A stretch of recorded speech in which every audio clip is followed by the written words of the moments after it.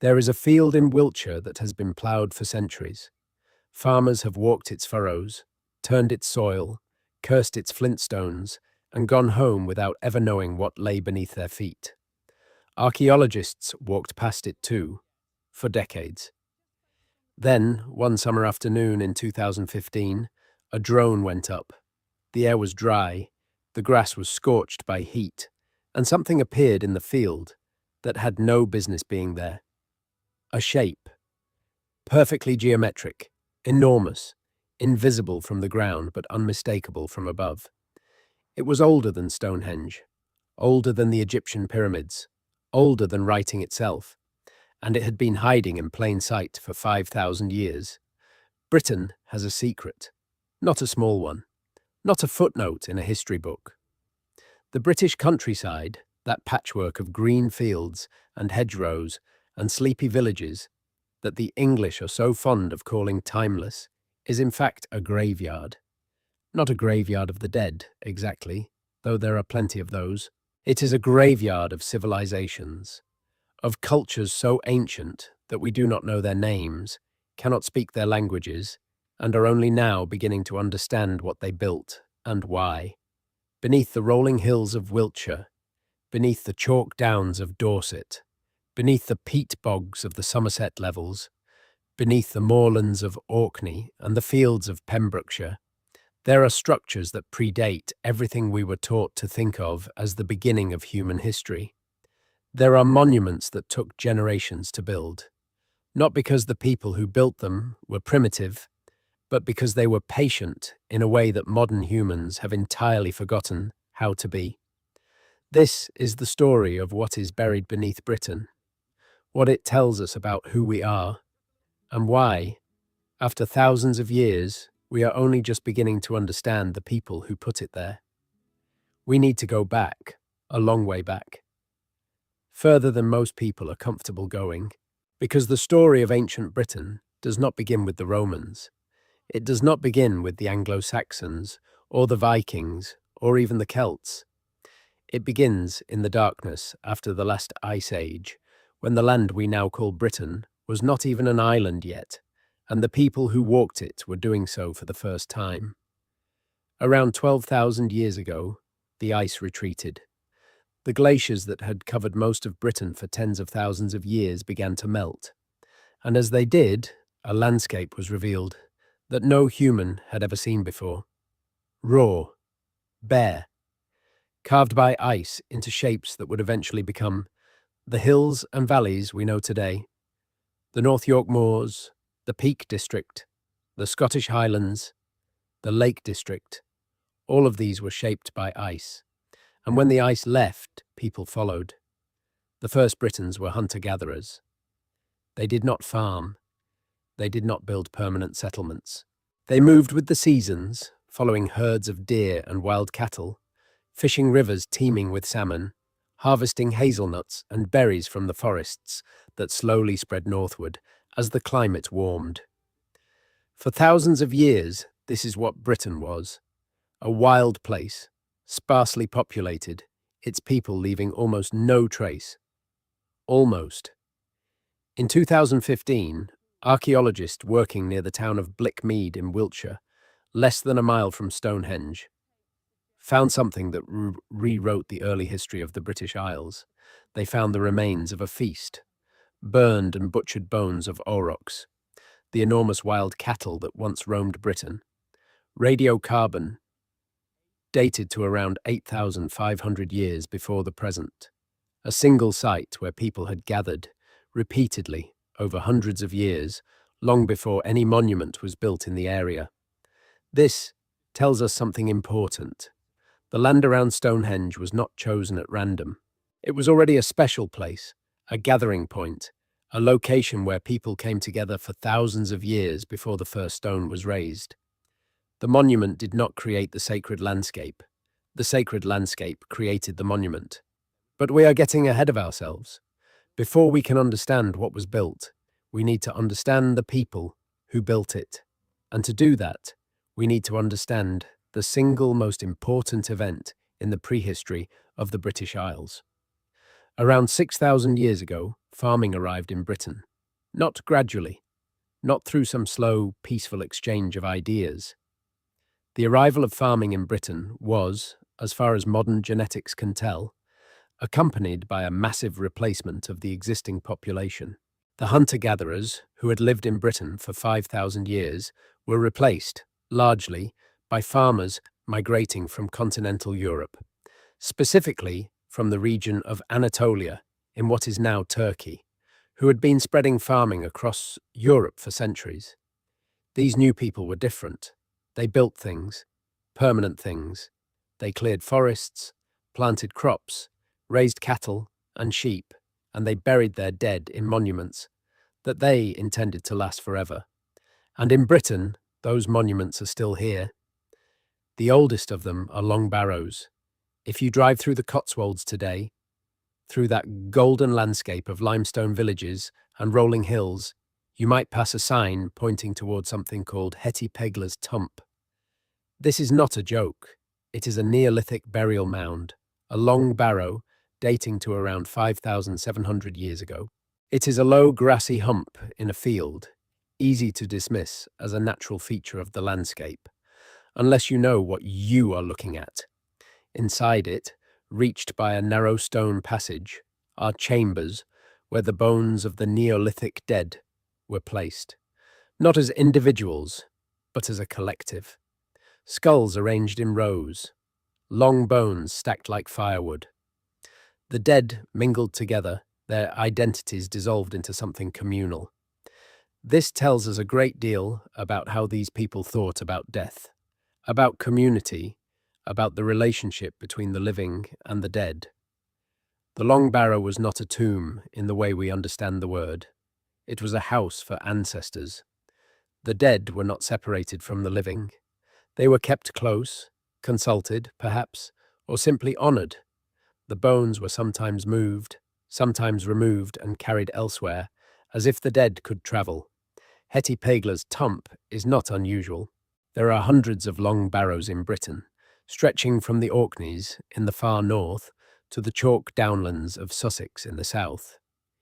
Each one took an enormous amount of labour to build. The stone chambers inside required the quarrying and transport of massive blocks. The earthen mound covering them required the shifting of thousands of tons of soil and chalk. In a society with no metal tools, no wheeled vehicles, no draft animals strong enough to pull heavy loads, this was an extraordinary undertaking. Why did they do it? That is the question that runs through all of prehistoric archaeology like a thread. Why did people, who were working so hard just to survive, choose to spend so much of their energy building things that serve no obvious practical purpose? The honest answer is that we do not know. We can only look at what they built and make educated guesses about what it meant to them. And what it seems to have meant, at least in part, was connection. Connection to the land they were clearing and farming. Connection to the dead who had worked that land before them. Connection to something larger than the individual, larger than the family, larger even than the community. The monuments of Neolithic Britain are not random.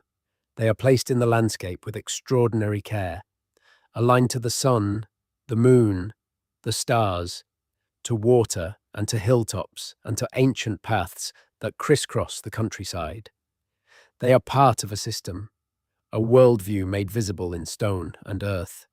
And nowhere is that system more visible, more extraordinary, and more completely misunderstood than on the Wiltshire Plain. Let us talk about Stonehenge. Not the version you think you know, the familiar ring of standing stones on the windswept plain, visited by millions every year, photographed from every angle, reproduced on 1,000 tea towels. Let us talk about Stonehenge as it actually is. The most complex, most debated, most stubbornly mysterious monument in Europe, surrounded by a landscape so dense with archaeology that every time researchers look at it again, they find something new. Stonehenge was not built in a day. It was not even built in a century. It was built and rebuilt and altered and extended over a period of roughly 1,500 years, from around 5,000 years ago to around 3,500 years ago. That is a span of time equivalent to the distance between us and the ancient Egyptians. 15 centuries of continuous activity at a single site by people whose culture and beliefs were almost certainly changing throughout that entire period. The story begins not with stones but with holes. The earliest phase of Stonehenge, around 5,000 years ago, was a circular ditch and bank, a type of monument called a causewayed enclosure, or in this case, more specifically, a henge. Inside that circle, there were no stones. There were 56 pits, known today as the Aubrey Holes, after the 17th century antiquary John Aubrey, who first noticed them. And in those pits, there were cremated human remains. Not the remains of a few individuals, the remains of at least 63 people, men, women, and children, cremated and buried over a period of several centuries. Stonehenge began as a cremation cemetery. Before it was a temple, before it was an astronomical instrument, before it was whatever else people have claimed it to be over the centuries, it was a place where the dead were kept. Then, around 4,500 years ago, the bluestones arrived. This is perhaps the most extraordinary fact about Stonehenge, and it is a fact, not a theory.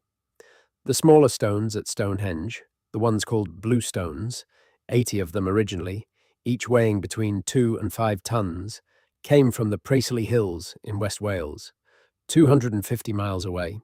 Across sea and river and upland and forest, these stones were transported by people using ropes and wooden sledges and boats, with no metal, no wheels, no technology that we would recognize as sophisticated. Why those specific stones? Why not stones from closer by? There must have been a reason powerful enough to justify the almost unimaginable effort involved.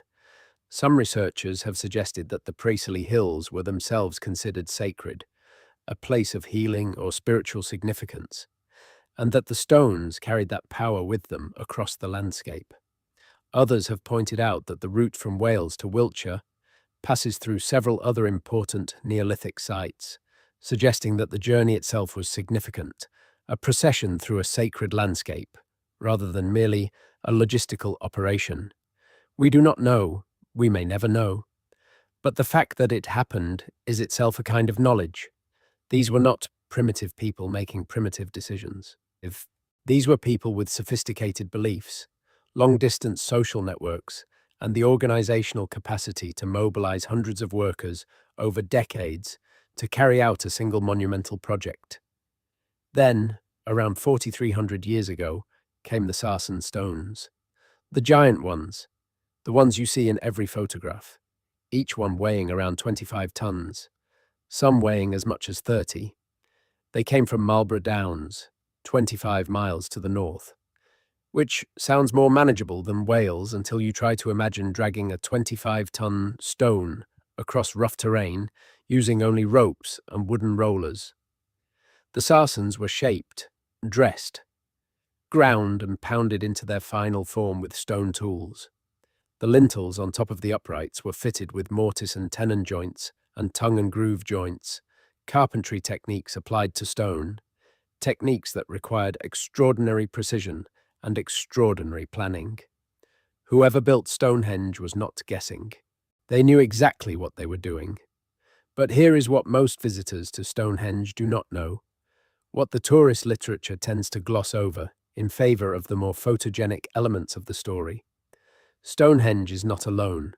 It is not even the most impressive monument on the Wiltshire Plain. It is the most famous, yes, but it is surrounded by a landscape so saturated with ancient archaeology that calling it unique is like calling a single tree in a forest remarkable, because it is the most visible from the road. Within a few miles of Stonehenge, there are hundreds of burial mounds, dozens of other ritual enclosures, several enormous processional avenues, and one monument so large, so old, and so strange that it makes Stonehenge look almost modest by comparison. That monument is Avebury. Avebury is not a household name in the way that Stonehenge is. It does not have Stonehenge's lonely drama. that isolated ring of stones on an open plain. Avebury has something different. Avebury has a village inside it, an actual village with a pub and a church and houses and a car park, all sitting inside a monument that is, by any measure, one of the most astonishing things that human beings have ever built. The outer circle at Avebury is roughly 330 metres in diameter. That is more than 3 times the diameter of Stonehenge. The bank surrounding it is 6 metres high and still visible, despite centuries of erosion. The ditch inside the bank was originally 11 metres deep. Inside this outer enclosure, there were originally 2 smaller stone circles, plus a third arrangement at the centre, whose purpose remains unclear. There were originally around 100 large sarsen stones in the outer circle.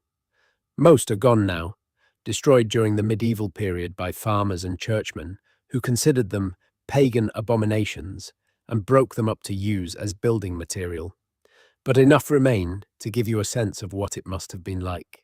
Walking through the village of Avebury on a quiet morning, with the mist still in the hollows and the great grey stones looming up around you, you understand something that no amount of archaeology can fully prepare you for. These people were builders, real builders, on a scale that the modern mind struggles to process. And connected to Avebury, stretching away across the landscape to the south, there is something called the West Kennet Avenue.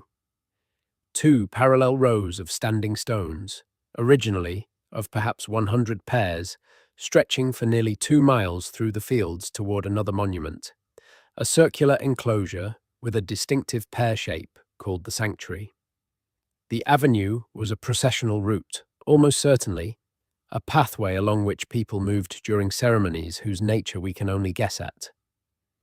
This is the key to understanding the Wiltshire landscape. These monuments were not isolated, they were connected. They were part of a designed sacred landscape, a network of sites linked by paths and alignments and sightlines, across which people moved in patterns that had ritual meaning. The individual monuments are impressive. The system they form together is staggering. And there is more, always more. Silbury Hill stands near Avebury, the largest man-made mound in Europe, 40 metres high, covering 5 acres. It was built in stages between around 4,700 and 4,400 years ago, and it contains, as far as anyone can tell, almost nothing. No burial, no chamber, no treasure, just chalk and soil, piled up with extraordinary precision into a nearly perfectly flat-topped cone. Why? Nobody knows. It has been excavated multiple times, most recently in the early 2000s. Nothing has been found that explains why the equivalent of a small army spent decades building a hill where no hill needed to be. The West Kennet Long Barrow, one of the finest Neolithic chambered tombs in Britain, sits on a ridge overlooking Silbury Hill. 5,700 years old, it was used for the burial of at least 46 people over the course of about 1,000 years, before being deliberately sealed with enormous sarsen stones. The bones inside were arranged and rearranged over the centuries. Different parts of the body kept separate, mixed with animal bones, moved and handled and treated in ways that suggest they were not simply interments, but active participants in the life of the community. And beneath all of this, beneath the fields and the footpaths and the roads, beneath the chalk downland and the river valleys, there are features that we are only now beginning to detect. The drone surveys, the LiDAR scanning, the ground-penetrating radar, the magnetometry surveys.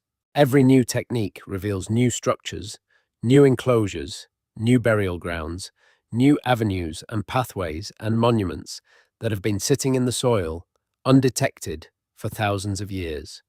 In 2020, a team of archaeologists announced that they had found, buried just beneath the surface at a site called Durrington Walls near Stonehenge, the remains of a massive row of shafts, enormous pits up to 10 metres in diameter and 5 metres deep.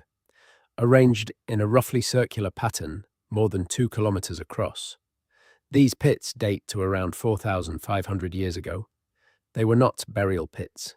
They were not wells. They appear to have formed a boundary around the entire Stonehenge complex, a vast perimeter marker, visible or perhaps passable only in certain ways. The scale of this discovery is difficult to overstate. These pits are so large that they would have taken years to dig with stone and antler tools. Together they form one of the largest prehistoric structures ever found in Britain, and they had been sitting there, invisible, for millennia, until modern sensing technology found them. This is happening all across Britain, not just in Wiltshire. Let us go north. North past the Midlands, past the industrial cities, past the Lake District, all the way to the very top of the British mainland, to a group of islands in the far north of Scotland where, improbably, the best preserved Neolithic village in Europe sits on a headland overlooking the sea, Skara Brae. It is hard to know where to begin with Skara Brae. The bare facts are extraordinary enough. A village of 8 interconnected stone houses occupied between around 5,100 and 4,500 years ago, buried beneath a sand dune and revealed by a storm in 1850, preserved so completely that the stone beds and stone shelves and stone hearths and stone dressers are still in place. Still, after 5,000 years, each house at Skara Brae is roughly the same size, roughly 6 meters square, with a central hearth, stone sleeping platforms on either side of the hearth, and a large stone dresser set into the wall opposite the entrance. The dresser is the most intriguing feature. Positioned at the back of the house, directly opposite the entrance, it is the first thing you see when you enter. It would have been the place where the most important or most visible objects were displayed. What did these people display on their stone dressers? We do not know. But the fact that every house was built to the same plan, with the dresser given the position of honor, suggests that what was displayed there was important and probably the same across all households. Perhaps ritual objects, perhaps ancestor bones, perhaps nothing more than food, elevated to significance by its placement. The houses at Skara Brae are connected by low, covered passageways, so that movement between houses was sheltered and perhaps controlled. The entire village feels deliberately designed as a unit, as if the architecture itself was meant to reinforce the idea that these people were a community, not just a collection of households. Who were they? Genetically, they were almost certainly part of the same farming population that had spread across Britain from continental Europe. The people who built the long barrows and the causewayed enclosures, and eventually Stonehenge. They grew barley and wheat, kept cattle and sheep, fished and gathered shellfish. They made pottery with distinctive incised geometric patterns. They played dice-like objects carved from stone. They wore beads and pendants carved from bone and stone and whale tooth. They were people, fully, recognizably, completely people. Not the brutish cave dwellers of popular imagination, not mysterious spiritual beings operating on a level of consciousness unavailable to us. People who got cold and built fires to warm themselves. People who got hungry and worried about the harvest. People who loved their children and mourned their dead and argued about things that mattered to them. People who looked up at the same sky we look at and wondered about the same questions we wonder about. But they also built things that we still cannot fully explain. Because at Orkney, Skara Brae is not the only remarkable site. It is part of a cluster of Neolithic monuments on the mainland, that together make up what archaeologists now call the heart of Neolithic Orkney, a UNESCO World Heritage Site that includes not just Skara Brae, but also the Ring of Brodgar, the Stones of Stennis, and the Maeshowe Chambered Tomb. The Ring of Brodgar is a stone circle, 60 stones originally, set in a near-perfect circle 104 meters in diameter, surrounded by a rock-cut ditch that must have taken hundreds of thousands of person-hours to create. The stones of Stennis nearby is older still, around 5,100 years old, making it one of the oldest stone circles in Britain, predating Stonehenge's stone phases by centuries. And my show is a passage tomb so precisely built that on the midwinter solstice, the setting sun shines directly down the entrance passage and illuminates the back wall of the central chamber, a feat of astronomical alignment that required centuries of observation and extraordinary skill in execution. These are not accidents. These are not coincidences. The Neolithic people of Orkney understood the movements of the sun and moon with a precision that modern people rarely credit them with. They were not doing astronomy in the modern scientific sense, with equations and predictions and peer review, but they were doing something that required careful, multi-generational observation of the sky, systematic recording of what they found, and the ability to translate those observations into architectural alignment with millimeter accuracy. How did they do it? Without paper, without metal, without any of the tools of civilization as we understand it? They remembered, they told stories. They had specialist knowledge passed down through oral tradition across generations, encoded in ritual and myth and practice so that it survived without being written down. This is not a lesser form of knowledge. It is a different form of knowledge, and in some ways a more resilient one, because it does not depend on materials that can decay or burn. It lives in the community itself. But Orkney has one more secret, and it is perhaps the biggest of all. In 2003, archaeologists excavating a site called the Ness of Brodgar, a narrow finger of land between the Ring of Brodgar and the stones of Stennes, began to find walls. Substantial walls, far more substantial than anything associated with a domestic settlement.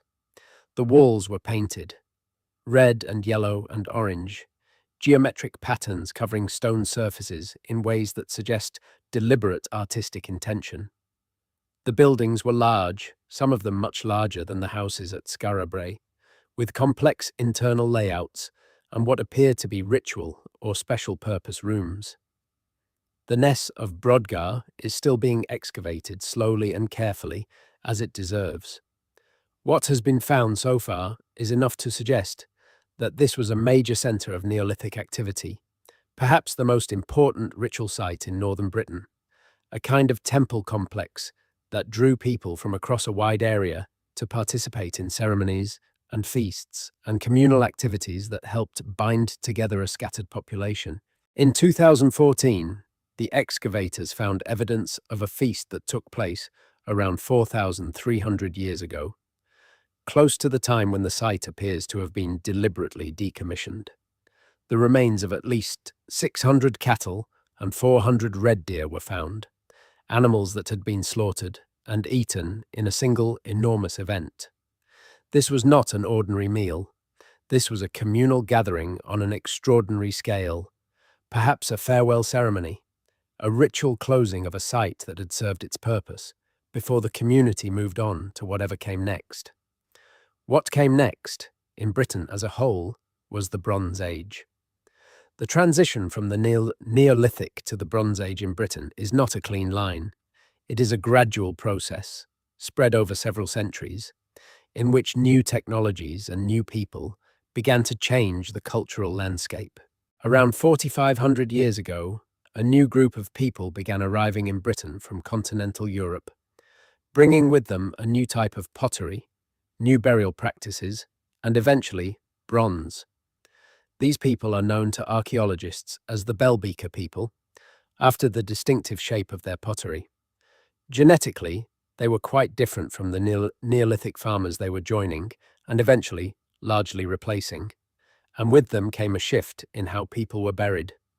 From the communal long barrow, where the dead were mixed together and their individual identities dissolved, to the individual burial mound, where a single person was interred with their possessions, their identity preserved and celebrated. This is not a trivial change. It reflects a profound shift in how society was organized, from the collective to the individual, from a world where your identity was primarily your community, to a world where your personal status, your wealth, your achievements in life were what mattered. The Bronze Age is, in many ways, the beginning of the world we now inhabit. The burial mounds of the Bronze Age dot the British landscape by the thousands. Most are low, grass-covered humps in fields, easily overlooked, but their contents, when archaeologists have had the chance to examine them, are sometimes extraordinary. In 2003, archaeators, excavating near Stonehenge, found a Bronze Age burial that the tabloids called the King of Stonehenge. They should have called him the Archer of Amesbury, which is what archaeologists actually call him, but the tabloids have their own ideas about these things.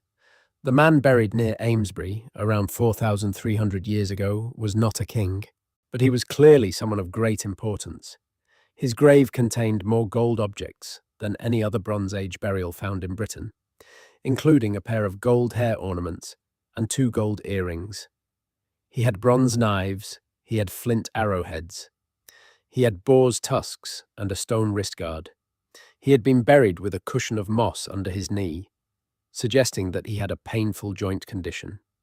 And isotope analysis of his teeth showed that he had not grown up in Britain. He had grown up somewhere in continental Europe, possibly the Alps, possibly Central Europe.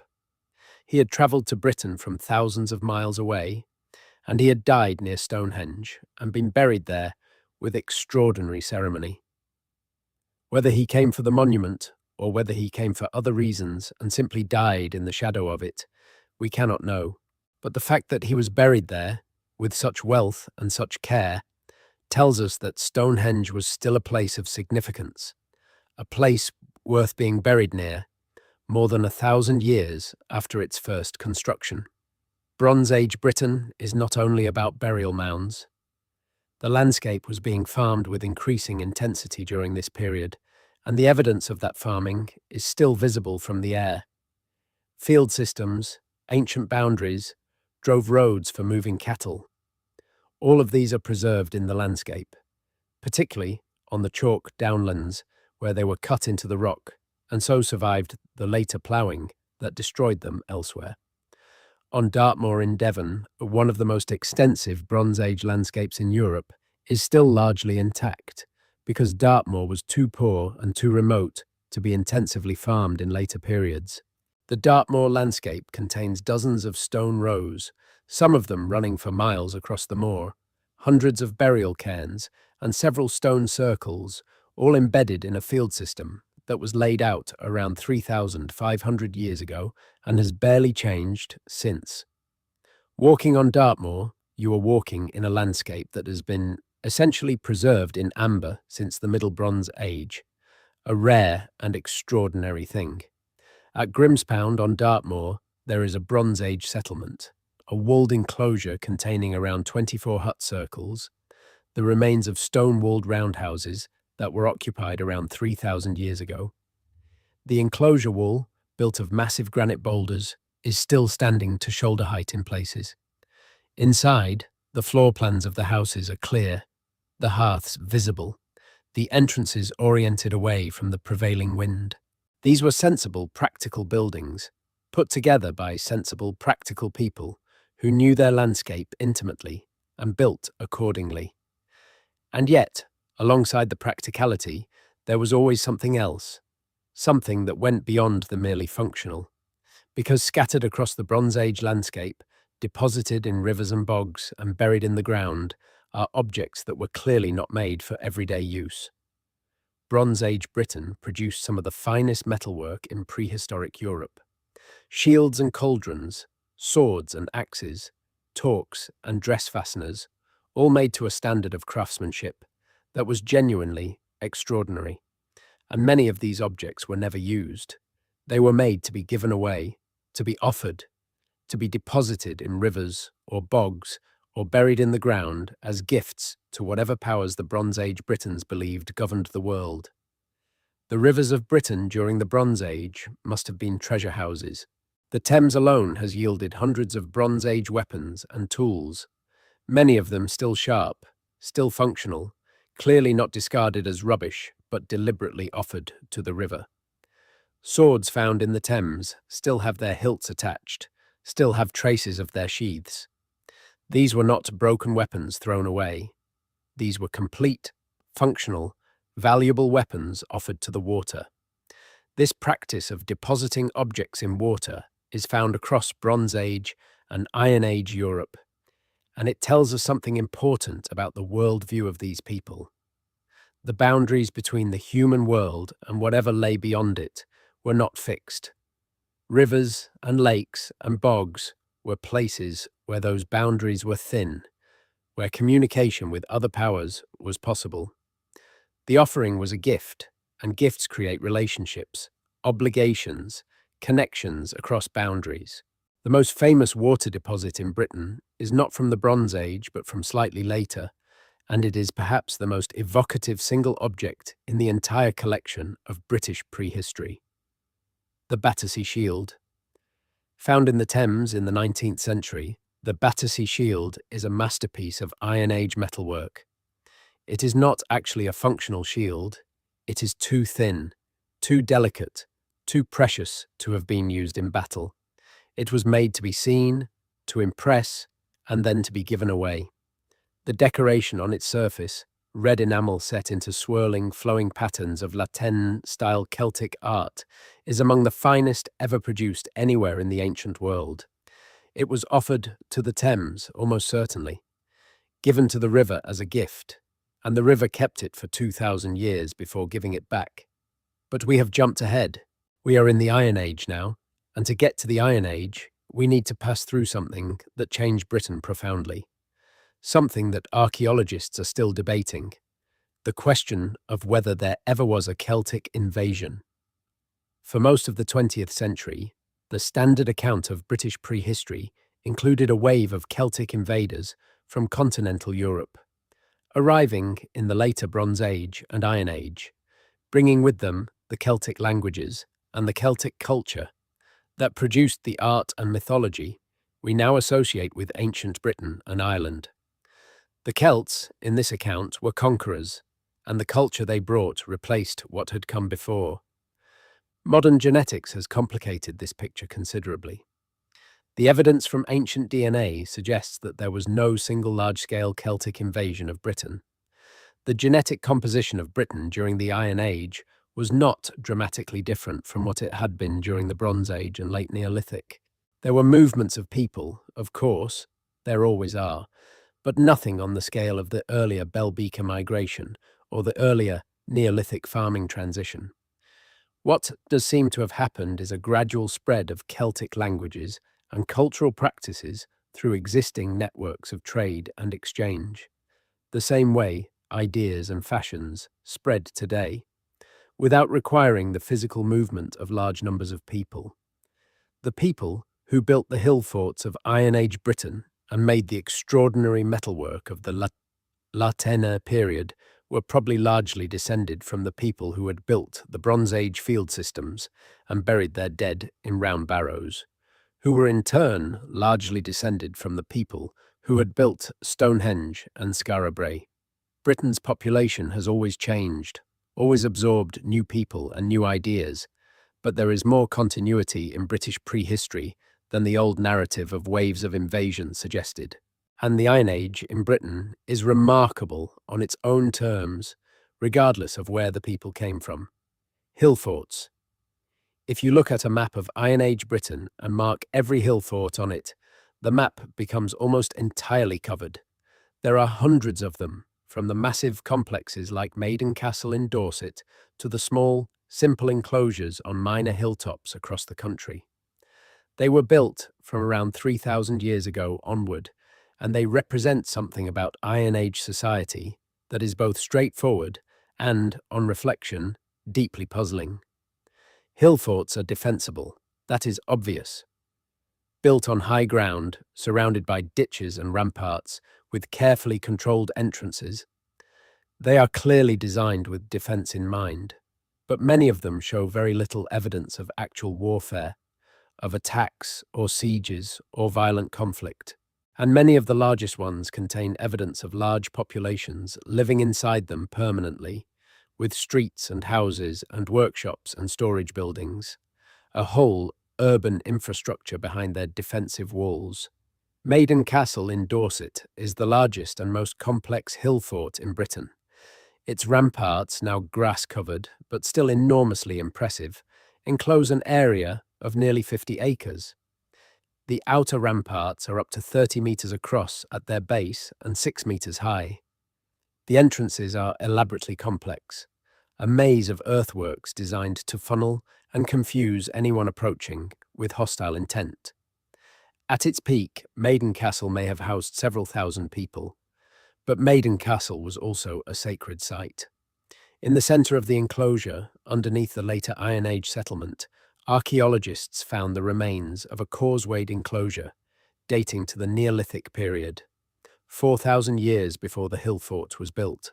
The people who built Maiden Castle chose their site with knowledge of what had stood there before, just as the Neolithic people had chosen the Stonehenge site, partly because of what had stood there before them.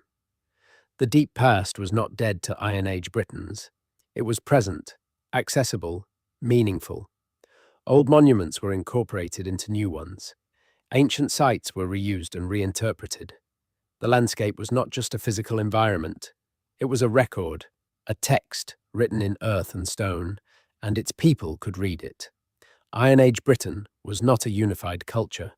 It was a mosaic of tribes with their own identities, their own territories, their own royal families and warrior elites.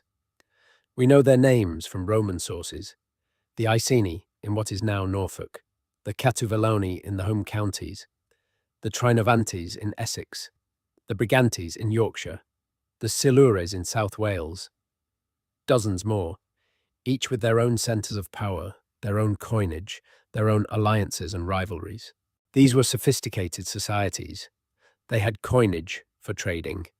They had writing, or at least the upper classes did, using the Greek alphabet adopted through contact with Greek traders in southern France. They had roads, not paved like Roman roads, but maintained trackways along which goods and people moved. They had long-distance trading networks that brought wine from the Mediterranean, amber from the Baltic, silk from China through chains of exchange that stretched across the known world. And they had artistic traditions of extraordinary sophistication. The metalwork of the British Iron Age is among the finest ever produced in the ancient world. The Waterloo helmet, found in the Thames and now in the British Museum, is a parade helmet decorated with sweeping curves and enamel inlays. The Tor's pony cap from Scotland is a bronze chamfrine, a horse's head covering, of intricate and almost hallucinatory design. The Snettisham torques from Norfolk, great twisted rings of gold wire, were buried in a pit, along with dozens of other gold and silver objects, in what appears to have been a deliberate hoard, an offering, perhaps, or a cache hidden in times of crisis. The art of the Iron Age Celts, the style called Latin after a site in Switzerland where it was first identified, is characterized by flowing, organic curves, by spirals and triskelles and interlocking patterns that seem to move even as you look at them. It is an art that reflects a particular way of seeing the world, one in which boundaries are fluid, in which one thing can transform into another, in which the distinction between human and animal and plant and abstract pattern is not fixed. This is not accidental. The worldview that produced this art, the worldview of the Druids and the seers and the poets of Celtic Britain, was one in which the world was alive in ways that the Roman worldview, with its emphasis on clarity and hierarchy and rational governance, found difficult to comprehend. The Druids. No discussion of ancient Britain can avoid them, and no discussion of ancient Britain should oversimplify them. The Druids of popular imagination, robed figures performing human sacrifice at Stonehenge on the solstice, are almost entirely a product of 18th century Romanticism and 20th century neo-paganism, with almost no connection to what the Druids actually were. What we know about the Druids comes primarily from Greek and Roman sources, which are not neutral. The Greeks and Romans described the Druids as a priestly class, educated over a period of up to 20 years, responsible for conducting religious ceremonies, preserving and transmitting the cultural knowledge of their society, and serving as judges and mediators. They did not write things down, not because they could not write, but because their tradition held that some knowledge was too sacred or too important to be committed to writing, where it might be seen by those who were not ready for it.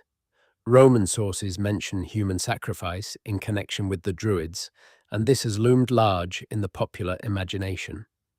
The archaeological evidence is less clear.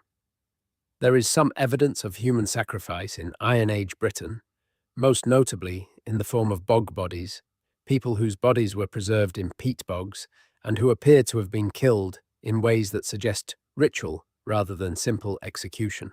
Lindow Man, found in a Cheshire bog in 1984, had been hit on the head, had his throat cut and had been strangled, all apparently before being deposited in the bog. His last meal was a griddle cake containing mistletoe pollen. Mistletoe was associated with the Druids in Roman accounts, but bog bodies are complicated. Some of them were clearly killed violently, but the circumstances of their deaths are not always clear, and the interpretation of their remains as ritual sacrifice, while plausible, is not certain.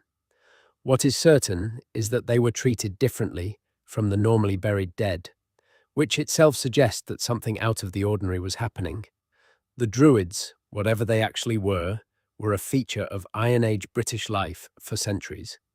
They were not destroyed by the Romans immediately. The Roman conquest of Britain began in 43 CE and took decades to extend across the island. The Druids made their last stand, according to Roman accounts, on the island of Anglesey in North Wales, where their sacred groves were cut down by the legions of Suetonius Paulinus in 60 CE. But let us not leap too quickly to the Romans, because before they arrived, something happened in southeastern Britain that changed the archaeological picture dramatically and gives us our best window into what late Iron Age society actually looked like from the inside. The development of Oppida. In the century or so before the Roman conquest, several large organized settlements began to develop in southeastern Britain, particularly in the territories of the Catuvellauni and the Trinovantes. These settlements, called Oppida by modern archaeologists following Caesar's usage, were not simply larger hill forts. They were something new, sprawling, unenclosed or lightly enclosed urban centers covering hundreds of acres, with specialized production areas for pottery and metalwork and glass, with markets and with access to imported goods from the Roman world. Camulodunum, the forerunner of modern Colchester, was one. Verulamium, ancestor of St. Albans, was another. Calaver, near modern Silchester, a third. These were places of genuine urban complexity, with a ruling elite who minted their own coins, some of them with legends in Latin script, who imported wine and olive oil and fine pottery from the Roman Empire, who were in diplomatic and trade contact with Rome itself. The rulers of these oppida were not primitive chieftains. They were sophisticated political actors operating in a world that was, even before the conquest, increasingly shaped by the power of Rome. Some of them made treaties with Rome. Some of them went to Rome. Tincomius, a ruler of the Atrebates tribe in what is now Hampshire and Sussex, ended up in Rome as a refugee when he lost a power struggle at home. He is mentioned by the Emperor Augustus. This is the Britain that the Romans invaded in 43 CE under the Emperor Claudius. Not a land of painted savages hiding in forests, as later Roman propaganda sometimes suggested, but a land of complex, stratified societies with sophisticated material culture, long-distance trade connections, and, in the southeast at least, significant urban development. The Roman conquest was not an inevitable triumph of civilization over barbarism. It was a military campaign conducted for political reasons by an empire that needed the resources and the prestige of a British conquest. It met fierce resistance, particularly in Wales and in the territories of tribes like the Iceni in the east, whose queen Boudica led a revolt in around 60 to 61 CE that came genuinely close to ending the Roman occupation, burning Camulodunum, Londinium, and Verulamium to the ground in the process. But this is a digression. The Romans are history in the conventional sense. Documented, named, argued over in documents that still exist. Our subject is what came before. What is older than pyramids? What is buried in the British countryside waiting to be found? And the truth is, we are still finding it. Let us talk about what modern technology is revealing. LIDAR, light detection and ranging.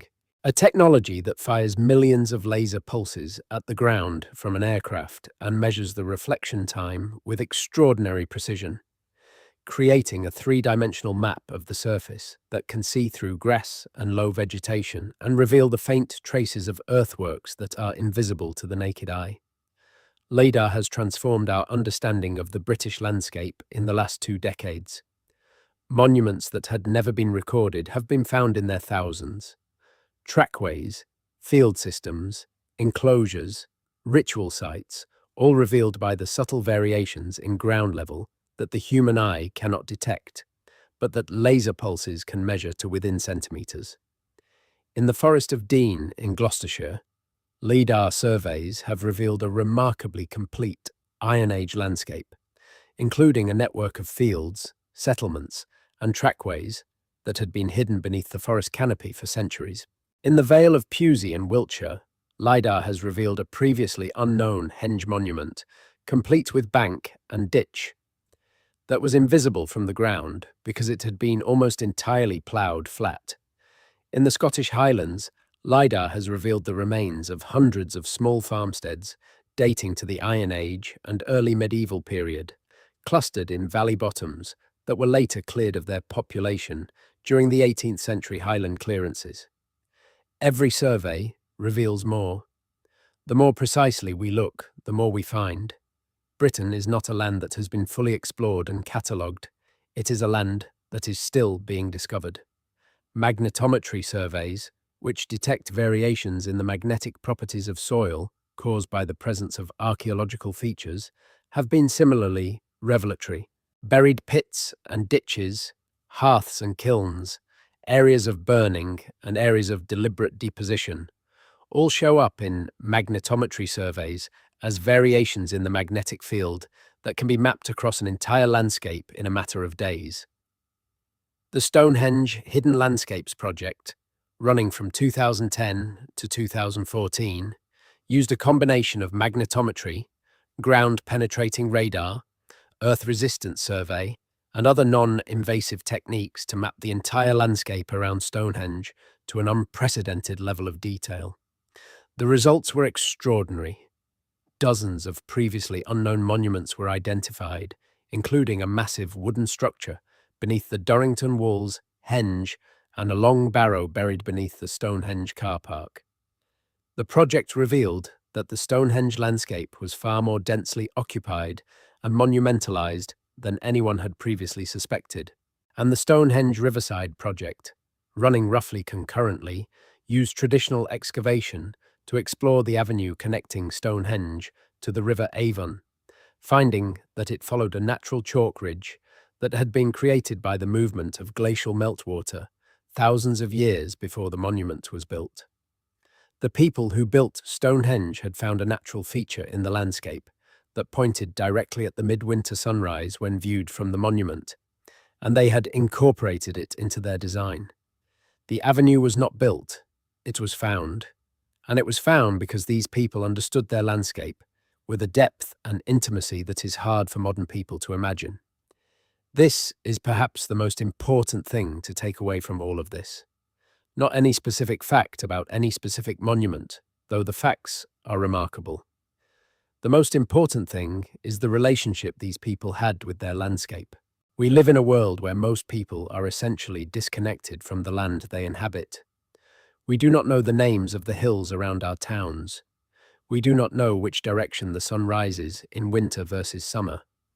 We do not know where the springs are, or which trees flower first, or which plants are edible, or where the deer go in hard weather. We live on the surface of our landscape, not inside it.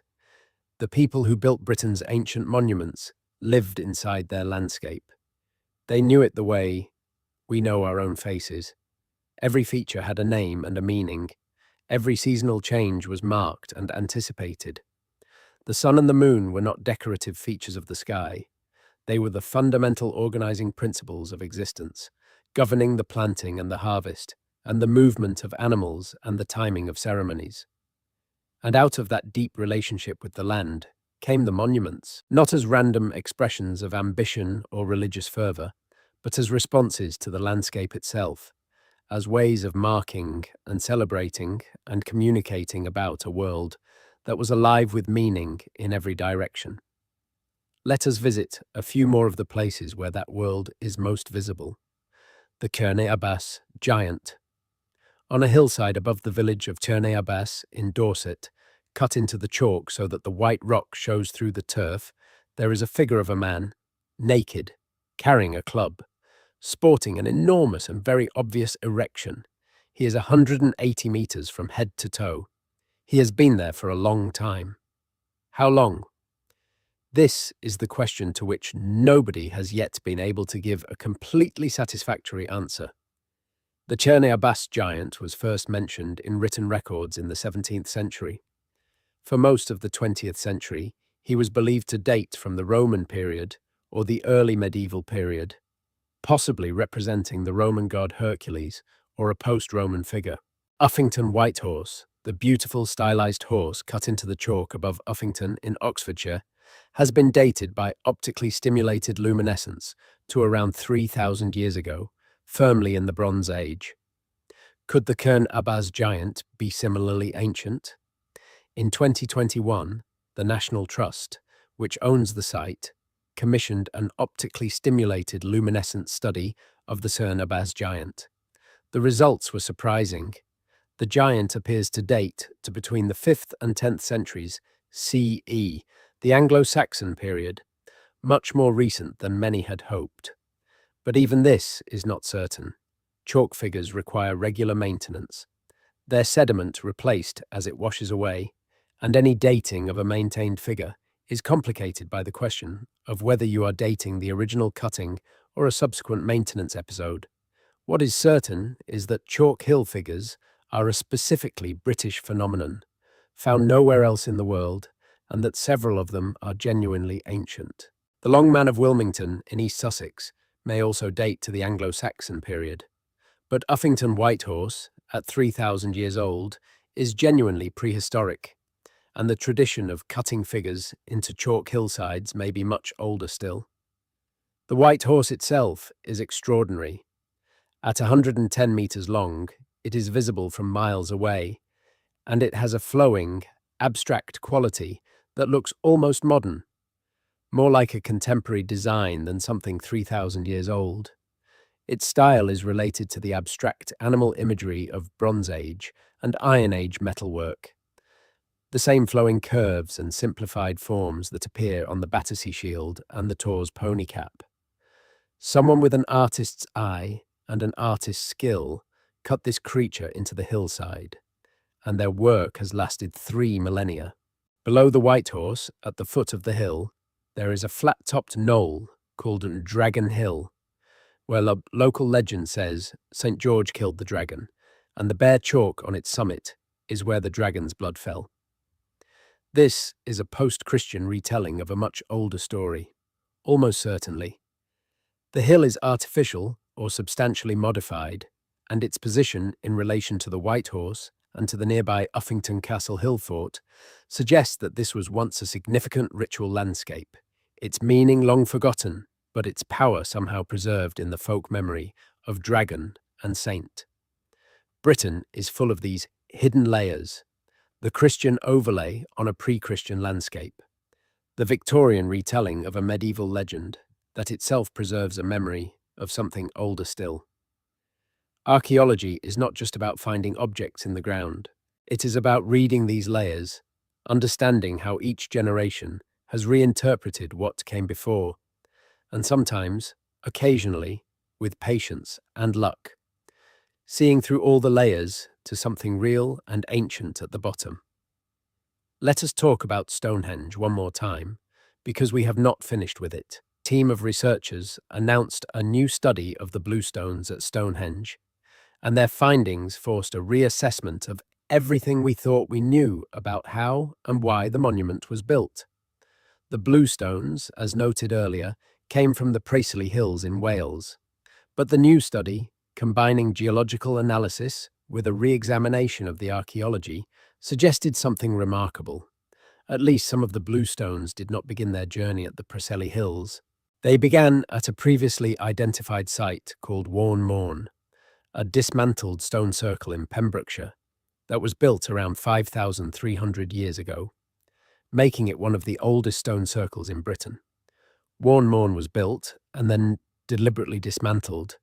Its stones, analysis suggests, were then transported to Stonehenge, more than 200 miles away, where they were incorporated into the new monument.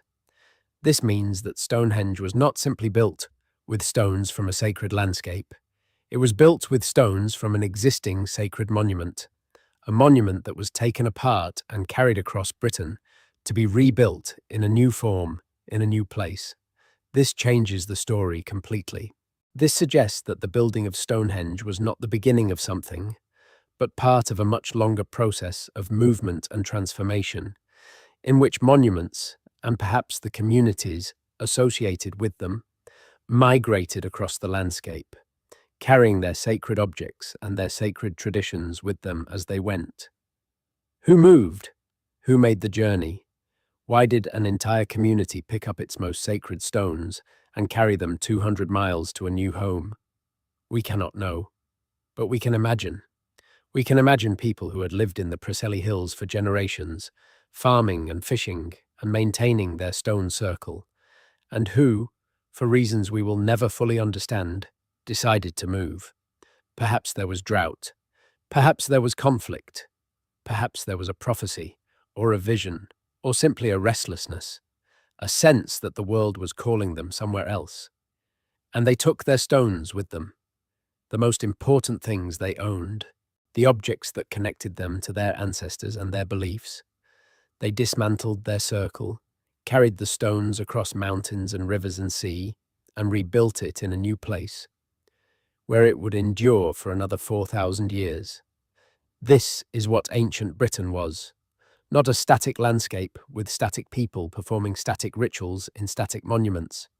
A dynamic, living world in which people moved and ideas moved and monuments moved, and in which the landscape itself was constantly being read and reread and rewritten by successive generations who brought their own understanding to the marks their ancestors had left behind. The marks are still there, under the fields, under the roads, under the car parks and the housing estates and the supermarkets and all the infrastructure of a modern country. They are there, buried under a few feet of soil, waiting for the next drone survey, the next LiDAR pass, the next magnetometry team walking a ploughed field with their instruments on a cold autumn morning. And when we find them, we are not just finding old things, we are finding ourselves.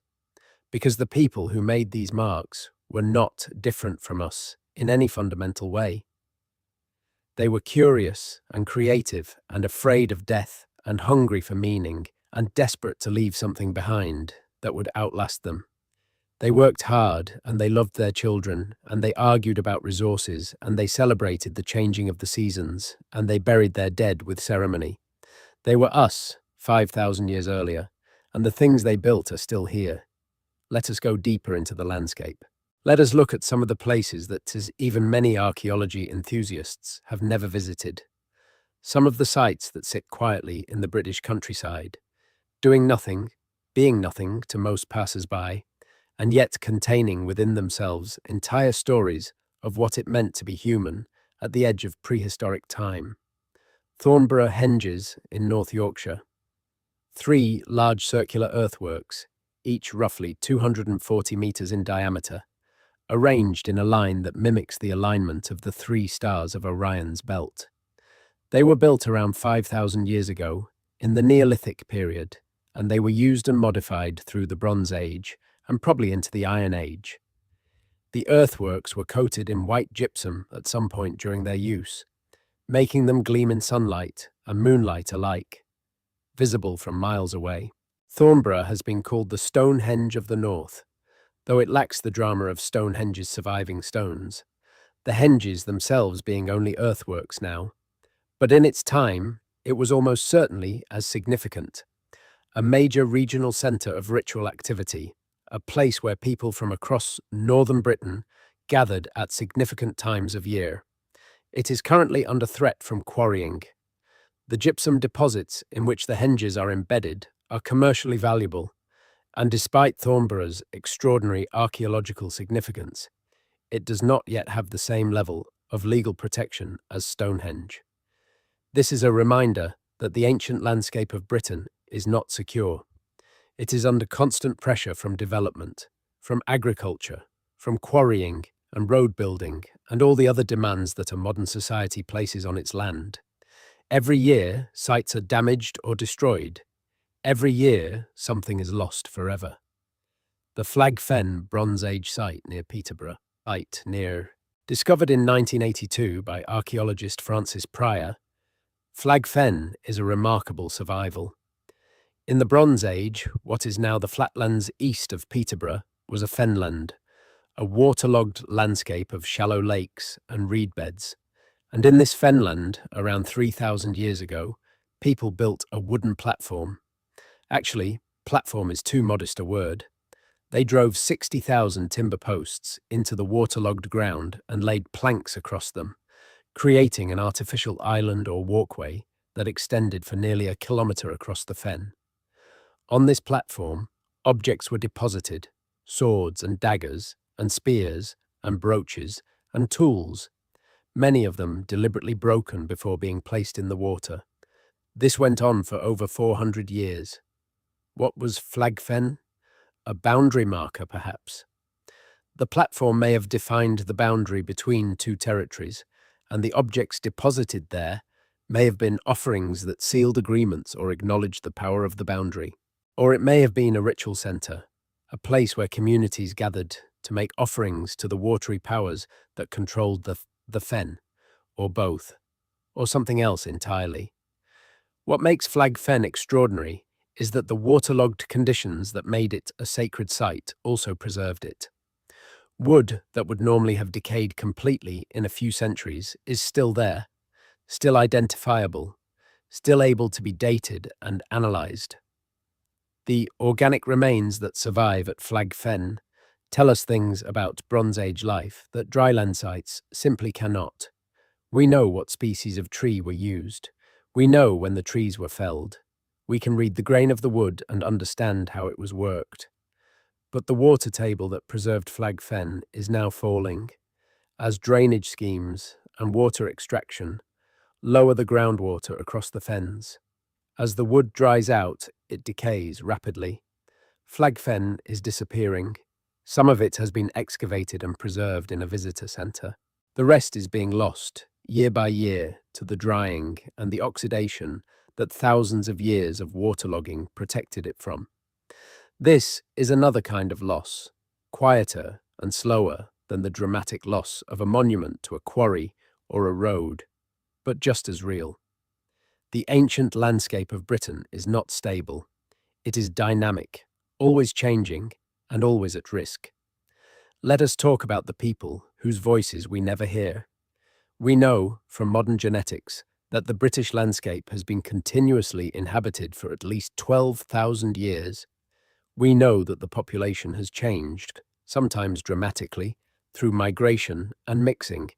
We know that the people who built the Neolithic monuments were largely replaced by the Bronze Age Bell Beaker people, who in turn mixed with other incoming groups in the Iron Age and later periods. But behind all these genetic changes, there are continuities. The knowledge of the landscape, the recognition of sacred places, the impulse to mark the significant events of life, birth and death, and the turning of the year, with ceremony and monument. These things did not arrive with any single group of migrants.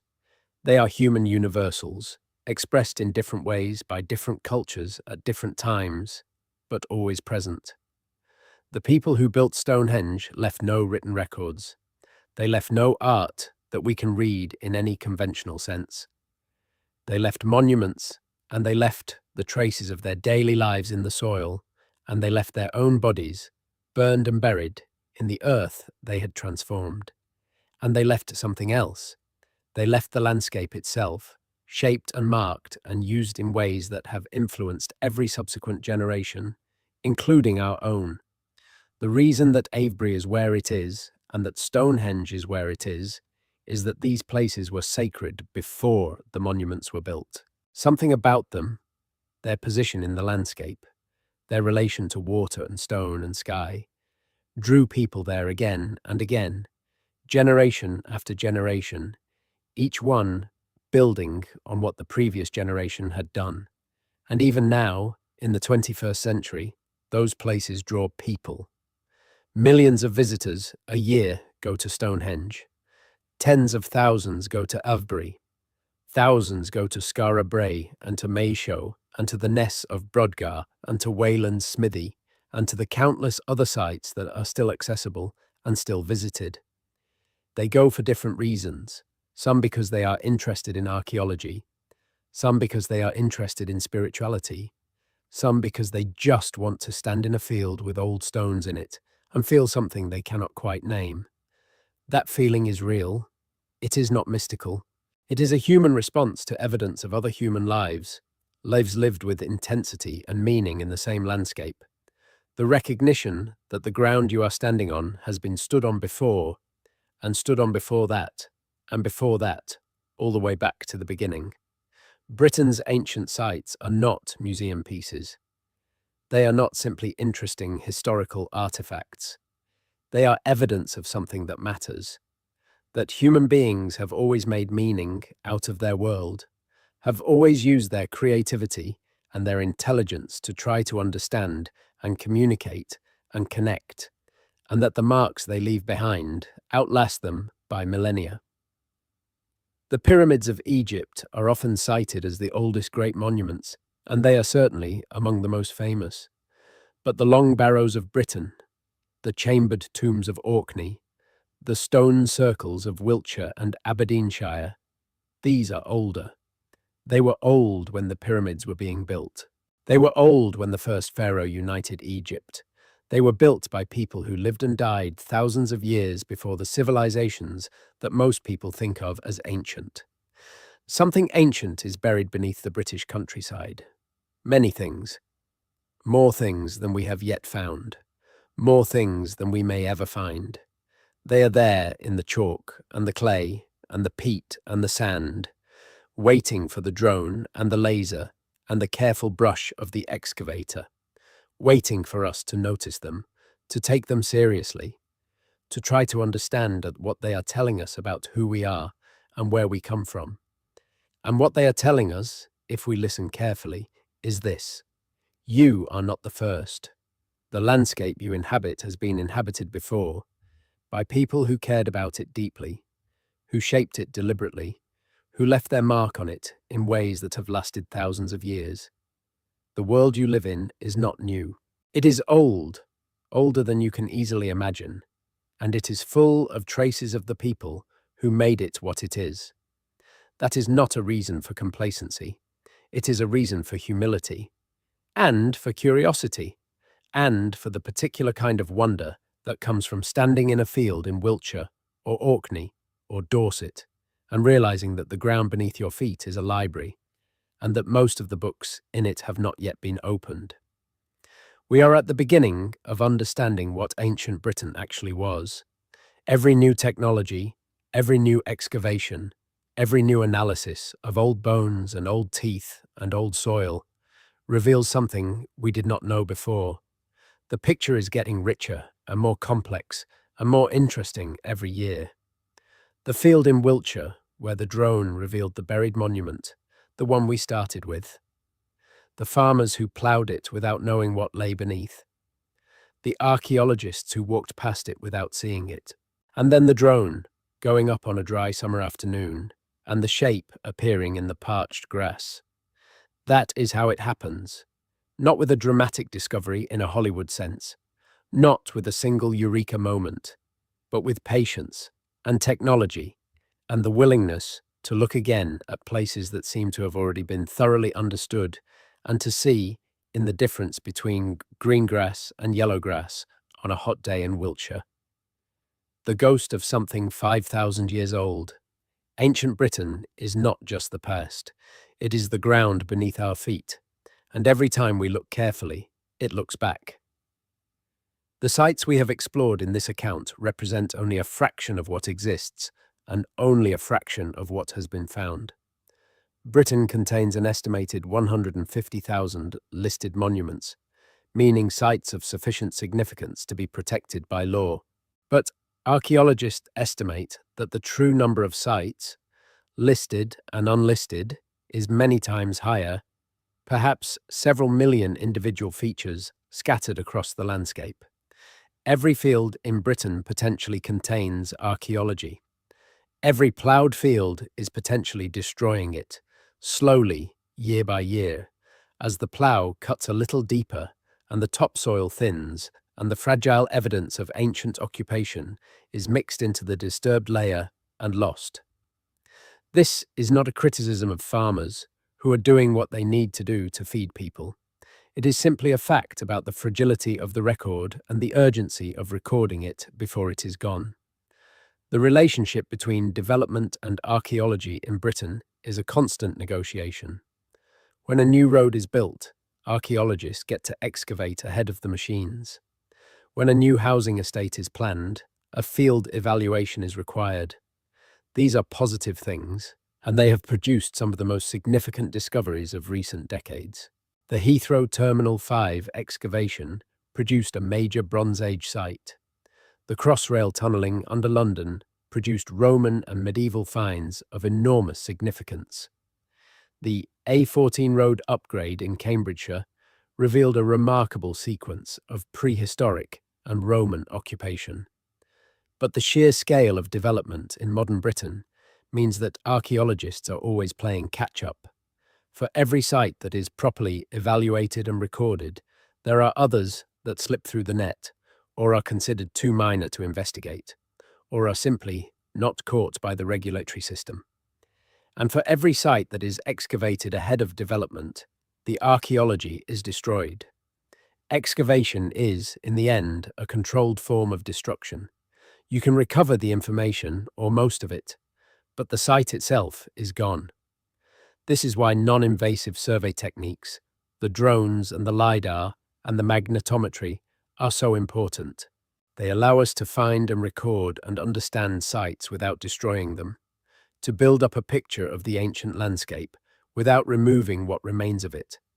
And it is why the public matters, not just as visitors to heritage sites, not just as the audience for archaeological television programs, though these things are important too. The public matters as observers, as people who walk fields and notice unusual humps in the ground, as people who find things after ploughing and report them to the local, finds liaison officer rather than selling them, as metal detectorists who work within the law and report their finds to the Portable Antiquities Scheme, which has added hundreds of thousands of items to the national record over the past few decades. The ancient landscape of Britain is not the exclusive property of archaeologists. It belongs to everyone, and its protection and its understanding requires everyone to take an interest in it. Let us end where we began, in a field in Wiltshire, with a shape appearing in the grass. The shape, when it was investigated, turned out to be the buried remains of a Neolithic enclosure, a causewayed camp, one of the earliest types of monument in Britain. It had been built around 5,300 years ago, used for a period and then abandoned. The ditch that surrounded it had gradually filled with soil over the centuries, and eventually it had been ploughed flat, so that nothing was visible on the surface. But the ditch fill, slightly more moisture retentive than the surrounding chalk, kept the grass greener and longer in wet years, and drier and yellower in drought years, revealing the plan of the monument from the air in the right conditions. 5,300 years. That is longer than the span of recorded human history. That is longer than the time between the invention of writing and the present day. That is a time span so vast that it is almost impossible to hold in your mind. And yet, here it was, waiting, in a field, just below the surface. There is something in that which should give us pause. We live in a world that privileges speed, that values novelty, that is always rushing toward the next thing. And beneath our feet, at a depth of a few inches, there are things that have outlasted every civilization that has ever risen and fallen in the last 5,000 years. The people who built that enclosure in Wiltshire did not know that Rome would fall. They did not know that Norman would conquer Saxon, and Saxon had conquered Britain, and Britain had been left behind by Roman, and Roman had marched past monuments that even then were ancient. They did not know any of that, because none of it had happened yet. They just knew their landscape, and their community, and their beliefs, and they built something to express those things, and they built it well enough that it is still there. We owe them something. We owe them the effort of understanding. We owe them the respect of attention. Not because they were better than us, or wiser, or more spiritually advanced, all of which are romantic nonsenses, but because they were here, because they shaped this land, because the landscape we inhabit is, in very large part, a product of their work and their vision and their stubborn persistence in the face of a world that was, by any modern measure, extraordinarily difficult. Something ancient is buried beneath the British countryside, something that is older than the pyramids, older than writing, older than almost anything we can point to and call civilized. And it is not just buried, it is present. It is under the field you might walk across tomorrow. It is under the road you drive on every day. It is under the town you grew up in, under the car park where you leave your car, under the playground where children play. The ancient is not separate from the modern. The past is not a foreign country. It is the ground beneath your feet. Go outside, look down, then look up at the hills and the skyline and the way the sun moves across your particular piece of the world. The people who built Britain's ancient monuments looked at the same sky and the same hills. They marked what they saw with everything they had. Their marks are still there. Re-audit, complete issues, fixed. 0 M dashes used throughout, no brackets or timestamps. VidRush clean prose, no anti-AI slop patterns, no most people, no game-changing, no suspicious percentages. All section transitions use but therefore, however connectors. Visual keywords embedded naturally throughout. Wiltshire, Preseli Hills, Avebury, Dartmoor, Thames, Peterborough Fens, etc. Conversational documentary tone maintained across full length. No 4 pillars header included per house rules. Sentence rhythm varied throughout, short punchy lines mixed with longer flowing prose. Checks passed. Anti-AI slop, clean. Mode, VidRush verified, pure TTS prose, no brackets. Word count, approximately 19,100 words, within target range. Extended exploration, the hidden worlds beneath Britain. We have covered the great monuments, the famous sites, the names that appear in every book about British prehistory. But Britain's ancient landscape is vast, and the famous sites represent only the most visible peaks of an enormous buried world. To understand what actually lies beneath the British countryside, we need to go deeper, into the sites that archaeologists find exciting, but that rarely make it into the popular imagination. Let us begin in the Somerset Levels. The Somerset Levels are a low-lying wetland landscape in southwest England, a flat, watery plain that lies between the Mendip Hills to the north and the Quantock Hills to the south. Today, they are largely drained and farmed, a productive agricultural landscape of cattle and orchards and peat digging. But for most of the prehistoric period, they were a complex mosaic of open water, reed beds, raised peat bogs, and islands of higher ground, a landscape that was simultaneously a challenge and a resource for the people who lived around its edges. And those people left something extraordinary behind. Preserved in the peat, which is both acidic and anaerobic and therefore inimical to the bacteria that would normally break down organic materials, there are wooden trackways. Some of them are the oldest roads in the world. The Sweet Track is the most famous. Built in the winter of 3807 to 3806 B.C., we know this with extraordinary precision because the individual tree, rings in the timber, can be matched to a master chronology that extends back thousands of years. It was a plank walkway stretching nearly 2 kilometers across the fenland between what was then an island and the higher ground of the Polden Hills. The track was built with skill and ingenuity, a longitudinal rail of split timber with pegs driven at an angle on either side to hold it in place, and planks laid across the rail to form a walking surface. The Sweet Track was used for perhaps a decade before being abandoned, but along its length, archaeologists have found objects that were clearly lost or deposited there during its period of use.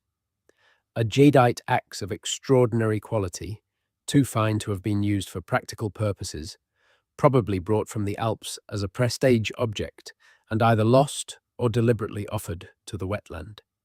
Pottery vessels, wooden items including a hollow log containing a rolled-up piece of bark. These objects give us glimpses of the people who walked the track, their possessions, their trade connections, their relationships with the landscape.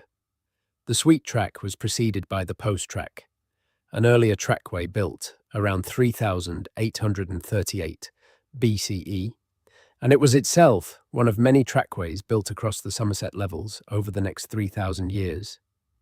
The levels were not a barrier to human movement. They were a resource, a managed landscape that provided food, water, raw materials, and apparently spiritual significance. And the trackways were the infrastructure that made them accessible. What is being lost here is as important as what has been found. The peat bogs of the Somerset levels have been drained and cut for centuries, and as the peat is removed and the water table drops, the organic materials preserved within it are exposed to oxygen and begin to decay. The Sweet Track itself is partially preserved in a specially designed waterlogged repository at the British Museum, but the in situ remains are under continuous threat. Every year, the peat shrinks, the water table falls, and more of the ancient wooden landscape is lost. This is happening across Britain. The peat bogs of Scotland, the fens of East Anglia, the wetlands of Ireland, all of these are vast archives of ancient organic material, preserved in conditions that are now being disrupted by drainage, by agriculture, by peat cutting, and by the effects of climate change. What is being lost is not just individual objects, but entire ancient environments. The context within which objects and structures and human activities make sense. The study of what can be recovered from waterlogged sites has transformed our understanding of prehistoric Britain in ways that are not always fully appreciated. Because while we know a great deal about the stone and pottery and metal of the prehistoric past, we know almost nothing about the organic materials, the wood and leather and textiles and basketry and rope and everything else that made up the majority of what prehistoric people made and used. At Must Farm in Cambridgeshire, excavated between 2015 and 2016, archaeologists found a Bronze Age lake village, a settlement of circular timber buildings raised on wooden piles above the water that had burned down suddenly around 3,000 years ago. The fire was catastrophic for the people who lived there, destroying their homes and forcing them to flee. But for archaeologists, 3,000 years later, the collapse of the burned structures into the waterlogged fen below was a gift. Everything that had been inside the houses, all the organic material that would normally have decayed completely, was preserved in the anaerobic mud. The finds from Must Farm include the most complete Bronze Age meals ever found in Britain. Bowls of food still in their vessels, the remains of what had been eaten. Residue analysis identified barley porridge, meat stew, and what may be an early form of bread. These are not descriptions of what Bronze Age people ate in theory. These are actual meals, specific meals, prepared and served on specific evenings roughly 3,000 years ago, and preserved by catastrophe for us to find. The houses themselves were preserved to a degree never seen before at a British Bronze Age site. Timbers still in their original positions, woven reed flooring still intact, textiles, rare and extraordinary survivals, still with their weave patterns visible, tools still lying where they had been, dropped or left, a loom, still with the threads on it, pottery still containing food. Must Farm is sometimes called Britain's Pompeii, though unlike Pompeii, it was catastrophically preserved not by volcanic ash but by water. Unlike Pompeii, it gives us a snapshot, a frozen moment, a single night's reality preserved in extraordinary detail, while everything around it decayed and changed. But Must Farm is unusual. Most Bronze Age settlements leave almost no trace. The roundhouses of the Bronze Age were built of timber and thatch, and when they fell out of use, they decayed, leaving at best a pattern of post holes in the soil, dark circles where the wooden posts rotted in the ground. To the naked eye, a pattern of post holes is nothing. In section, carefully excavated, post holes reveal the plan of a building, the positions of the walls, the location of the door, sometimes even the size of the timbers used, but you have to know where to dig.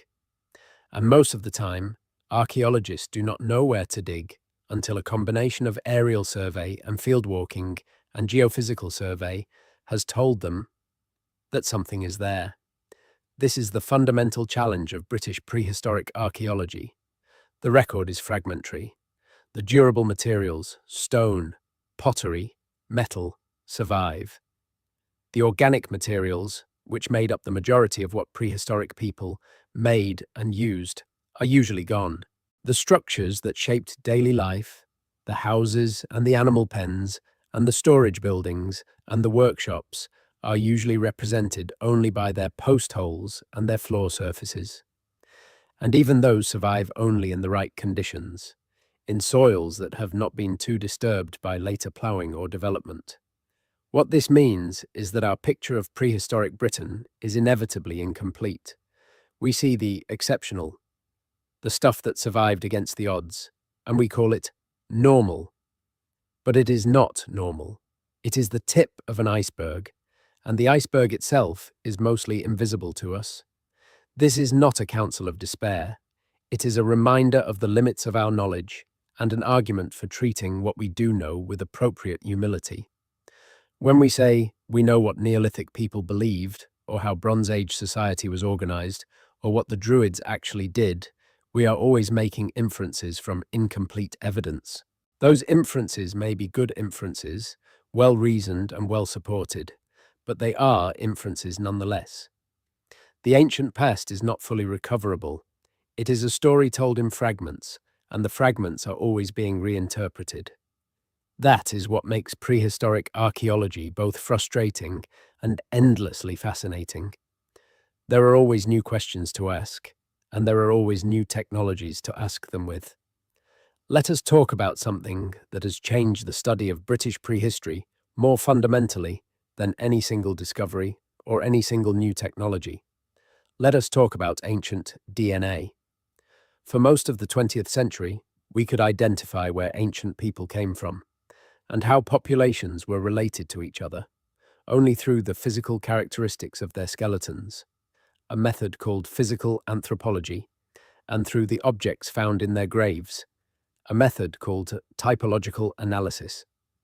Both methods have real value, but both are also limited by the fact that similar objects can be made by unrelated people, and similar physical characteristics can arise independently in populations that are not closely related. Ancient DNA changes everything. The technique of extracting and sequencing DNA from ancient bones and teeth, developed and refined over the last 3 decades and revolutionized by next generation sequencing technology in the last 15 years, allows us to read the genetic makeup of individual prehistoric people directly. We can determine their sex with certainty. We can identify their hair and eye color with reasonable confidence. We can identify whether they were lactase persistent, meaning able to digest milk as adults, a characteristic that is strongly associated with farming populations.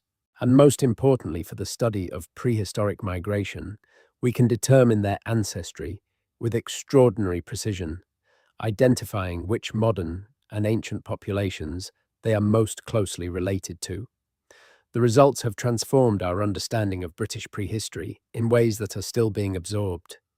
We now know, with confidence, that the Neolithic farming transition in Britain, around 6,000 years ago, was accompanied by a massive population replacement. The hunter-gatherers, who had lived in Britain for 5,000 years, were almost entirely replaced by farmers migrating from continental Europe. Not gradually, not peacefully in an exchange of ideas, but rapidly, in the space of a few generations, the genetic signature of the old population was largely overwritten by the new one. Some mixing occurred, but the overall scale of replacement was dramatic. We know that the Bell Beaker transition, around 4,500 years ago, was also accompanied by significant population change.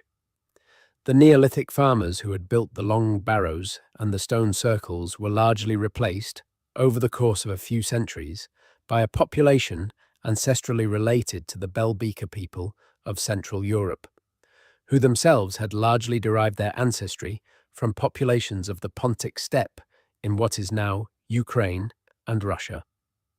This means that the people who built Stonehenge in its final, most elaborate form, the people who raised the Sarsen trilithons and fitted them together with their extraordinary mortise and tenon joints, were probably not primarily descended from the people who had begun building Stonehenge 1,500 years earlier. The monument spanned a massive population change. It was maintained and elaborated by different people from those who had begun it, people who nonetheless recognized its significance and chose to build on it rather than abandon it. This tells us something profound about the power of place. Stonehenge was not just a monument of one culture or one period. It was a monument that transcended cultural change, that was claimed and invested with meaning by successive populations, each of which found in it something that resonated with their own beliefs and their own needs. We also know from ancient DNA that Britain was not isolated from the continent during prehistory. There was constant movement back and forth, people and ideas and objects moving between Britain and Europe across what we now think of as the English Channel, but which for most of prehistory was simply a narrow sea, crossable in small boats, a barrier that slowed but never stopped human movement. The Neolithic farmers who arrived in Britain from continental Europe were part of a migration that swept across all of Western Europe from the Balkans, where farming had first arrived from Anatolia. The Bell Beaker people, who arrived later, were themselves part of a vast cultural network that extended from Ireland to the Urals. And later still, in the Iron Age, the cultural and genetic connections between Britain and continental Europe were, as we have seen, constant and complex. Britain is an island, but it has never been isolated. It has always been connected to the wider world, absorbing new people and new ideas and new technologies, while also exporting its own innovations. The tin mines of Cornwall supplied the bronze of the Bronze Age, not just for British weapons and tools, but for the weapons and tools of much of Europe. British cattle breeds were traded across the continent. British artistic styles, the sweeping curves of the La Tène style, spread from continental Europe to Britain and then were developed and modified by British artists into forms of extraordinary sophistication. The ancient British were not backward. They were not cut off. They were participants in the same wide world that their continental contemporaries inhabited, connected by sea and river and overland trade route to everything that was happening in Europe, and through European connections to the wider ancient world. This is a revision that prehistoric archaeology has been quietly carrying out for decades, and that ancient DNA has now confirmed beyond reasonable doubt. The image of prehistoric Britain as a remote, primitive backwater, lagging behind the great civilizations of the Mediterranean and the Near East, is simply wrong. It was a different kind of society, organized on different principles, expressing its values in different ways, but it was not inferior to the civilizations that have received more attention in the history books. Let us look at some of the specific discoveries that illustrate this richness. The Amesbury archer, whom we discussed earlier, was buried with gold, but he was not the only wealthy individual buried in the vicinity of Stonehenge. Near him was found a younger male, probably a relative based on the unusual physical characteristic of the bones of his feet, who was also buried with gold objects. And across Wiltshire and neighbouring counties, there are dozens of early Bronze Age barrow burials that contain extraordinary assemblages of objects: amber from the Baltic, faience beads that may have originated in Egypt or the Eastern Mediterranean, bronze daggers of continental type, gold ornaments of the highest craftsmanship. These objects did not arrive in Wiltshire by accident. They arrived through trade networks that connected Britain to continental Europe and through continental Europe to the wider Mediterranean world. The people buried with them were not isolated provincials who had managed to acquire a few foreign trinkets. They were participants in an international world of exchange and prestige, people whose status depended partly on their ability to acquire and display objects from far away. Some of these objects were prestige goods, items valued precisely because they came from far away and therefore demonstrated that their owner had connections and wealth and power. But others were practical. The bronze daggers were tools and weapons that could not be made in Britain, because tin, one of the components of bronze, was not available locally except in Cornwall. The trade networks that supplied bronze to Britain were not luxuries, they were necessities, the supply chains of a technological civilization. And this points to something important about how we should think about prehistoric Britain. We tend to assume that advanced technology requires large-scale, centralized, urban civilizations of the kind that appeared in Mesopotamia and Egypt. But Britain's Bronze Age shows that sophisticated technology and long-distance trade can be organized and maintained by the societies that never developed cities or writing, that operated through kinship networks and ritual relationships and the personal connections of a relatively small elite.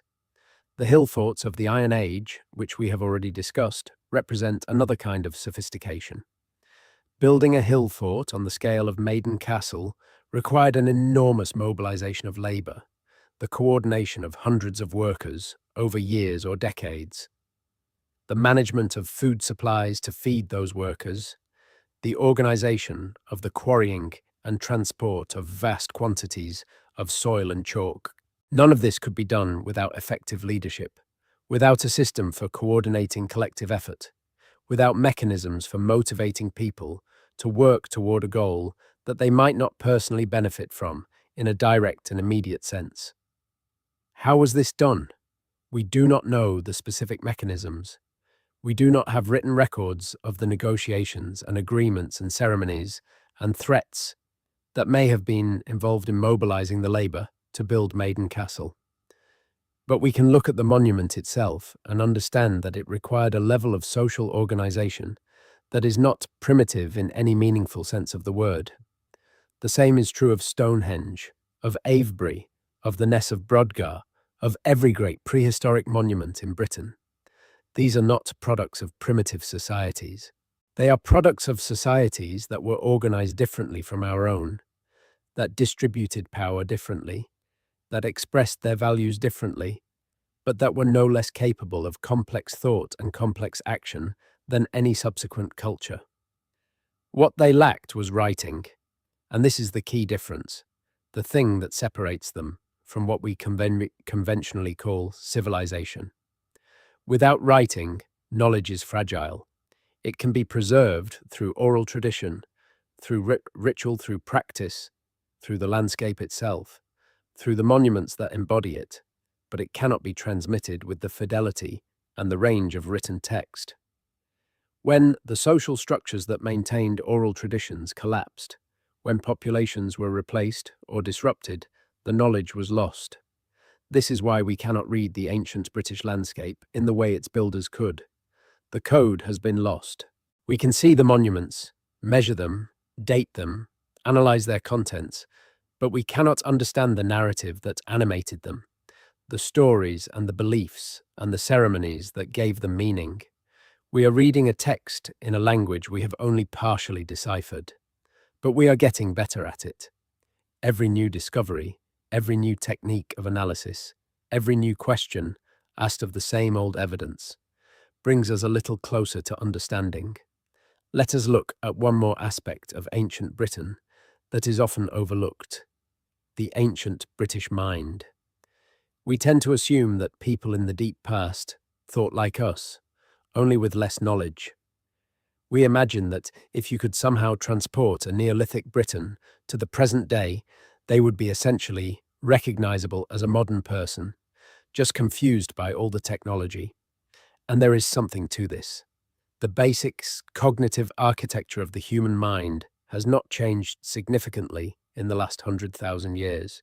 The capacity for language, for abstract thought, for planning and tool use and social organization, all of these were present in our prehistoric ancestors just as fully as they are in us. But the content of thought, the categories through which the world is understood, the assumptions that are taken for granted, the things that seem obvious and the things that seem impossible, these differ enormously across cultures and across time. And the ancient Britons lived in a world whose cognitive categories were very different from ours. Consider time. We experience time as linear. History moves forward from past to present to future, and the past is behind us, gone, accessible only through memory and record. The ancient Britons, based on the evidence of their monuments and their burial practices, may have experienced time very differently. The dead were not gone. They were present, accessible, part of the community. The ancestors were not figures from the distant past, but active participants in the present. This is not a primitive misunderstanding of how time works. It is a different framework for understanding what time is and what the past means. Many cultures around the world, including many indigenous cultures that have maintained traditional beliefs into the modern period, have frameworks for understanding time and the ancestors that are qualitatively different from the linear historical model we take for granted. These frameworks are not less sophisticated than ours. They are differently sophisticated. Or consider the boundary between the human and the non-human. We draw a clear line between people and everything else, between subjects with inner lives and objects without them. The ancient Britons and the Iron Age Celts who came after them do not seem to have drawn this line in the same place. Objects could have agency, places could have personality. Rivers and hills and springs were not just features of the landscape. They were beings, or the dwelling places of beings, who had to be related to appropriately. This is why offerings were made to rivers. Not because ancient people were confused about the nature of rivers, thinking they were literally persons who would use the weapons thrown into them, but because they had a framework for understanding the world in which the distinction between the personal and the impersonal was drawn differently from how we draw it. The river was in some meaningful sense alive, not in the same way that you or I are alive, but in a way that made it appropriate to give to it, to respect it, to enter into a relationship of reciprocity with it. This worldview produced the extraordinary religious landscape of ancient Britain, the sacred springs and the sacred groves, and the sacred hills and the sacred rivers, all of which were treated with a reverence that made practical sense within the framework of beliefs that animated it. It also produced the extraordinary monuments, built not just for human purposes, but as part of a relationship with the wider world, with the sky and the earth and the water and the ancestors and whatever powers were understood to govern them. We cannot fully recover that worldview, but we can acknowledge that it existed, that it was different from ours, and that the monuments it produced were expressions of a fully human intelligence operating within a different set of cultural assumptions. They are not less than us, they are different from us, and the difference is as interesting as the similarity. The future of our understanding of ancient Britain lies in two directions, and in the best cases, in their intersection. The first direction is technological. New techniques of remote sensing, DNA analysis, isotope analysis, environmental reconstruction, and computational modeling are continuously expanding our ability to detect and interpret the evidence of ancient activity in the British landscape. The LIDAR data that is being collected by government surveys and independent projects will take years to fully analyze. The ancient DNA database that is being built from samples collected at sites across Britain will take decades to fully interpret. We are at the beginning of a new era of discovery, even though the monuments themselves have been sitting in the landscape for millennia. The second direction is conceptual. We need to keep questioning our assumptions about what prehistoric societies were like, what motivated them, what they valued, how they organized themselves. Every time we assume that ancient people were like us but with less technology, or like us but more spiritual, or like us but more violent, we are probably getting something wrong. They were different from us in ways that are both profound and subtle, and understanding those differences requires not just better data, but better questions. The ancient landscape of Britain has much still to tell us. The story is not finished, it is barely begun. When you drive through the Wiltshire countryside on a grey winter morning, and you see Stonehenge appearing through the mist to your left, silhouetted against a pale sky, it is easy to think that you know it, that it is familiar, that it has been visited and photographed and theorized about so many times that there is nothing new to see. There is always something new to see. There is always a question that has not been asked, or a technique that has not been applied, or a perspective that has not been considered. The monument itself has not changed in 5,000 years. Our understanding of it is changing constantly. And what is true of Stonehenge is true of the entire ancient landscape of Britain. The fields and the hills and the rivers and the sky that the Neolithic farmers and the Bronze Age chieftains and the Iron Age warriors looked at are the same fields and hills and rivers and sky that we look at now. The landscape is continuous. We are part of the same story they were part of. Something ancient is buried beneath the British countryside. Something that built the world we live in, that shaped the landscape we inhabit, some that created the sacred places that still draw people to them, even when those people do not know exactly why. Something that was old when the pyramids were new, and that is still here, under the fields, under the roads, under everything.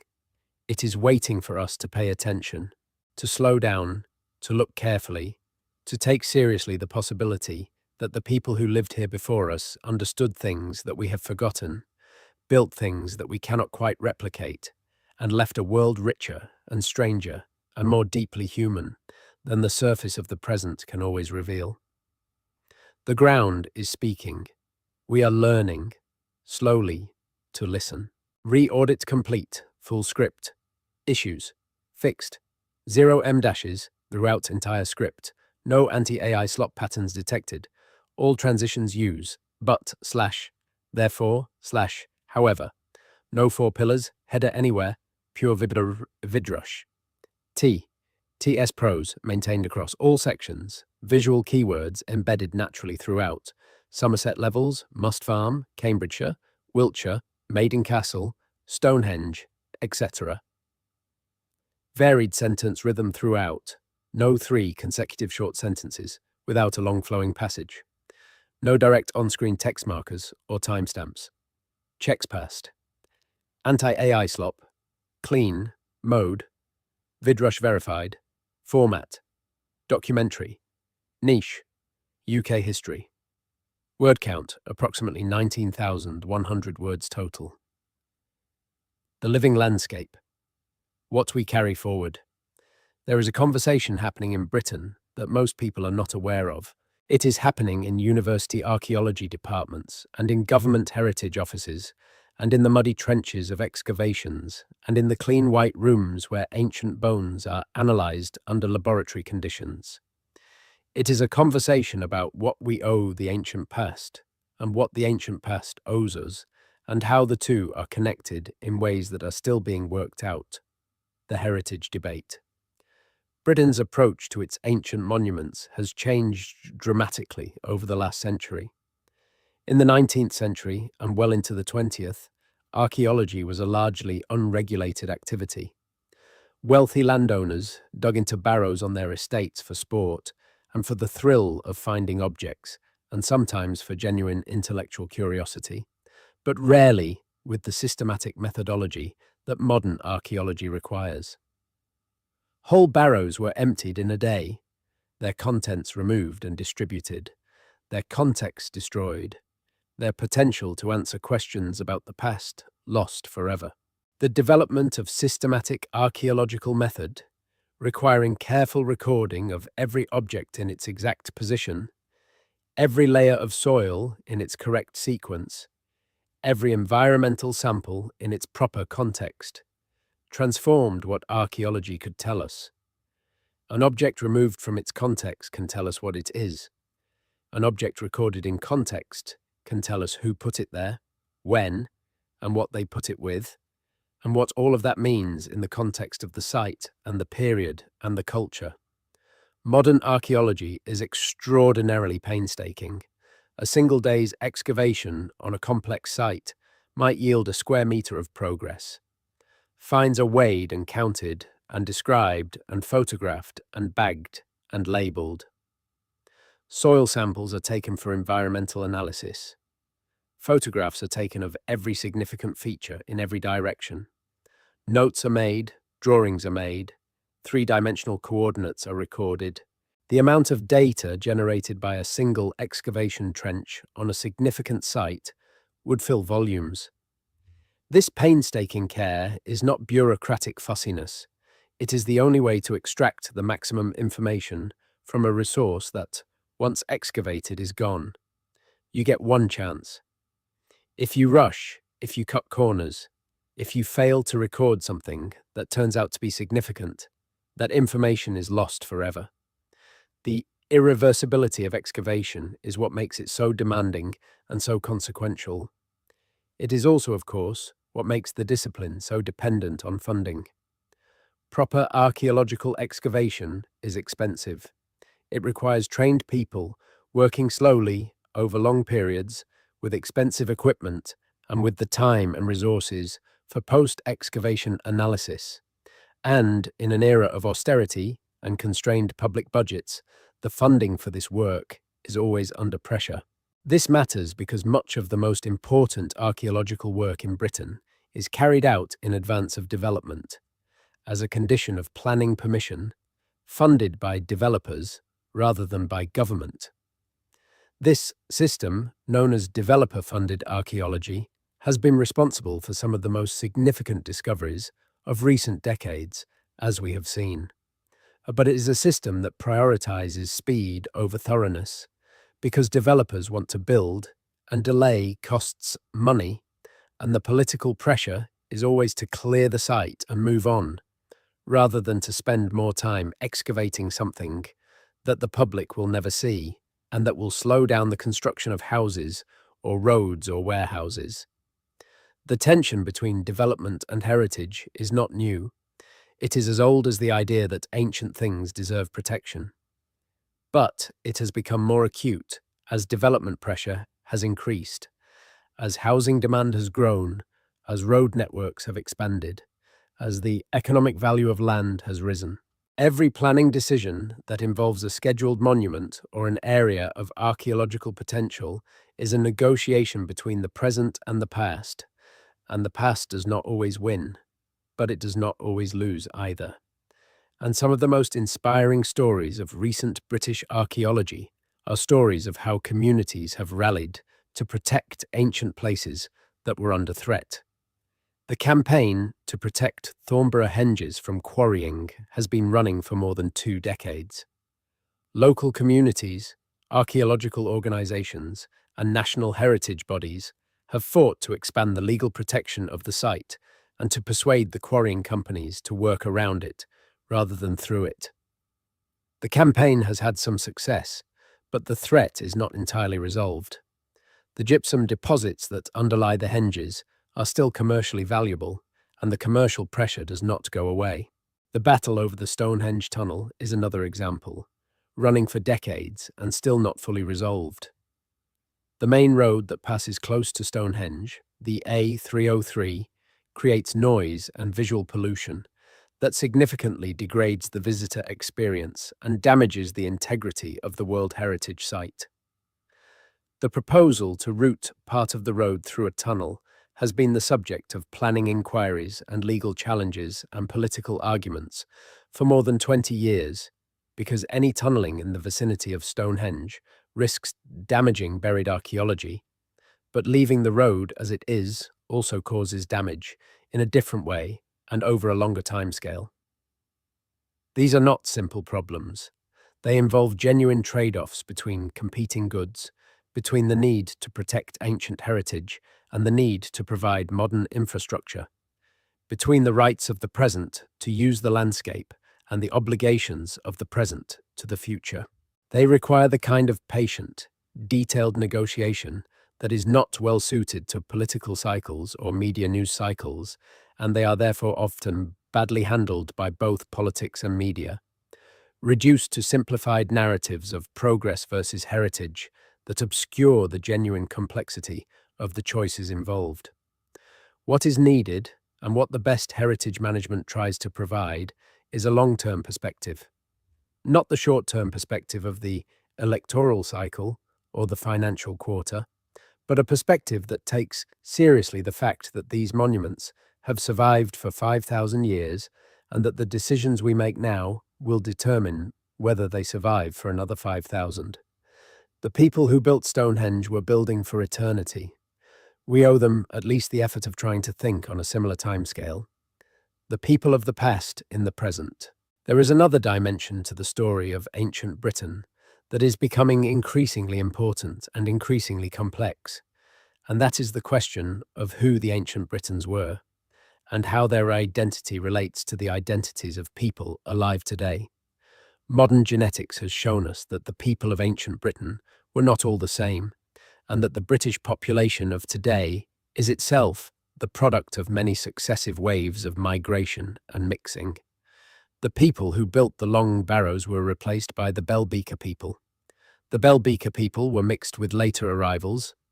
The Celtic Iron Age population was partly replaced by Romans, then partly replaced by Anglo-Saxons, then mixed with Danish Vikings, then mixed with Norman French, then mixed with every subsequent wave of migration that has brought people to Britain from across the world. Britain's population today is the sum of all of these layers, and more. There is no single ethnic group that can claim the ancient Britons as uniquely its own ancestors.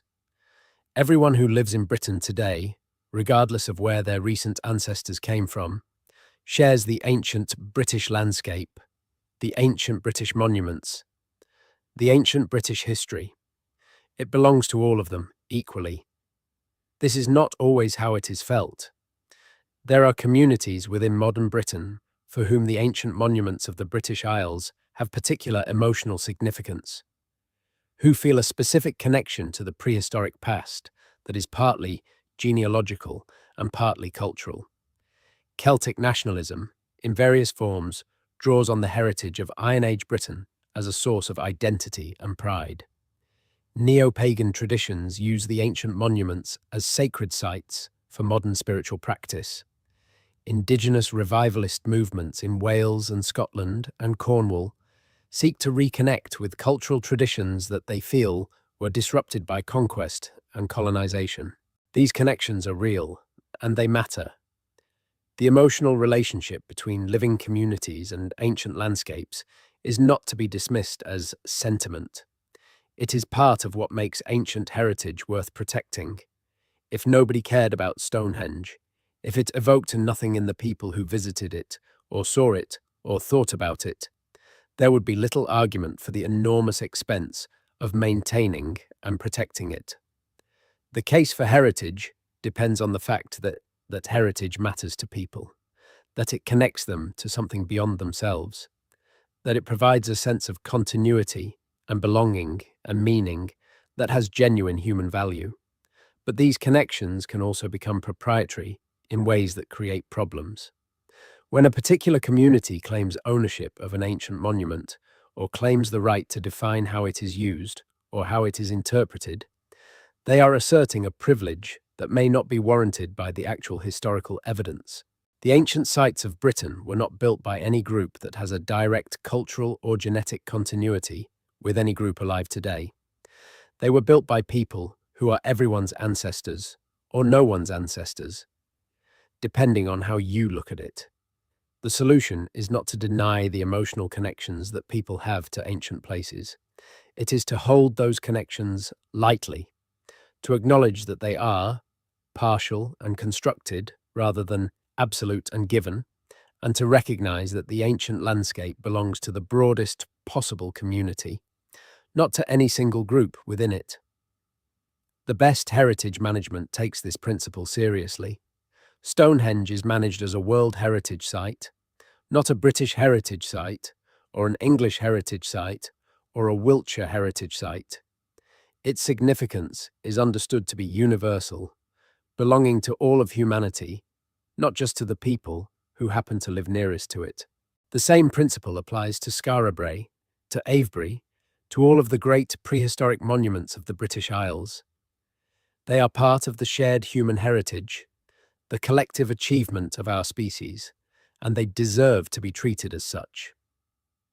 Looking forward by looking back. The ancient monuments of Britain were built in response to the challenges of their time. The long barrows addressed the need to maintain relationships with ancestors in a world where kinship was everything. The causewayed enclosures addressed the need for communities to gather and negotiate and trade in a world where social ties were the only safety net. The stone circles addressed the need to mark time and communicate with powers beyond the human in a world where the movements of the sun and moon governed the entire cycle of life. Our challenges are different. We live in a world of extraordinary technological complexity, of global connection and global disruption, of challenges to the climate and the biosphere that no previous generation of humans has had to face. We have tools and resources that the ancient Britons could not have imagined. And yet some of our needs are the same. The need for meaning, the need for connection, the need to mark the significant events of life with ceremony and symbol, the need to feel that we are part of something larger than ourselves. The ancient monuments of Britain do not solve these problems for us. They do not provide a blueprint for a better world or a model of a more enlightened society. The people who built them lived in a world of hardship and violence, as well as of beauty and meaning, and we should not romanticize them any more than we should dismiss them. But they do offer something.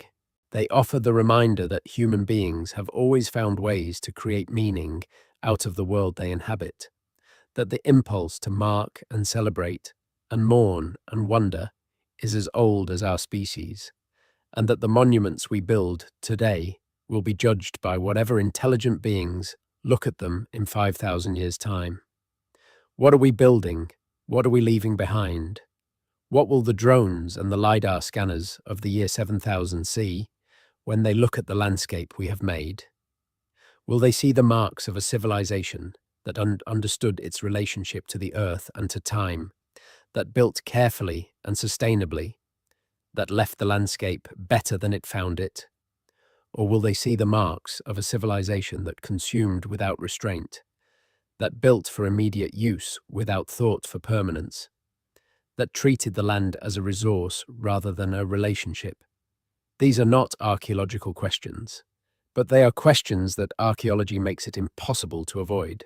Standing in the landscape that the ancient Britons made, understanding the care and the thought and the labour that went into every monument, recognizing that the people who built these things were no less human than we are, no less capable of love and fear and hope and grief, it becomes very difficult to maintain the comfortable fiction that the choices we make about the land are merely practical choices with no moral dimension.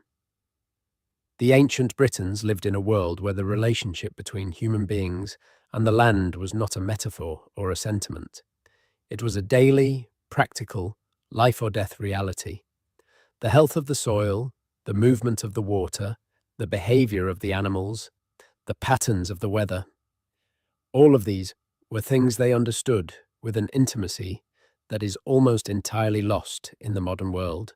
They built their monuments not in spite of that understanding, but because of it, as expressions of a relationship with the natural world that they felt deeply and communicated in the only languages available to them: stone and earth and alignment and ceremony.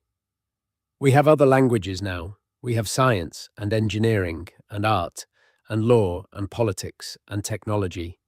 We have capacities that the ancient Britons could not have imagined.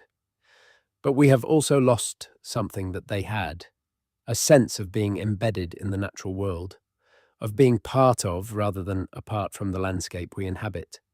The ancient monuments of Britain are a reminder of what that sense of embeddedness produced. 5,000 years later, they are still here. They are still drawing people to them. They are still asking questions that we cannot fully answer. They are still teaching us, if we are patient enough to listen. Something ancient is buried beneath the British countryside, something that built the world we live in, that shaped the values we hold, that created the sacred places that still resonate across 5 millennia of change and loss and forgetting. Something that was here before the pyramids, before writing, before everything we were taught to think of as the beginning. It is here now, under the field, under the road, under the life you are living, in the landscape these people made. Pay attention, look carefully, listen to what the ground is telling you. The ancient Britons spent their lives learning to do exactly that, and what they learned, they left behind in the only form that survives the passage of 5,000 years. Not in words, not in images, not in the accounts of those who knew them, in the land itself, in the stones and the ditches and the alignments and the offerings and the graves, in the marks they made on a landscape that still carries them, everywhere you look, if only you know how to see.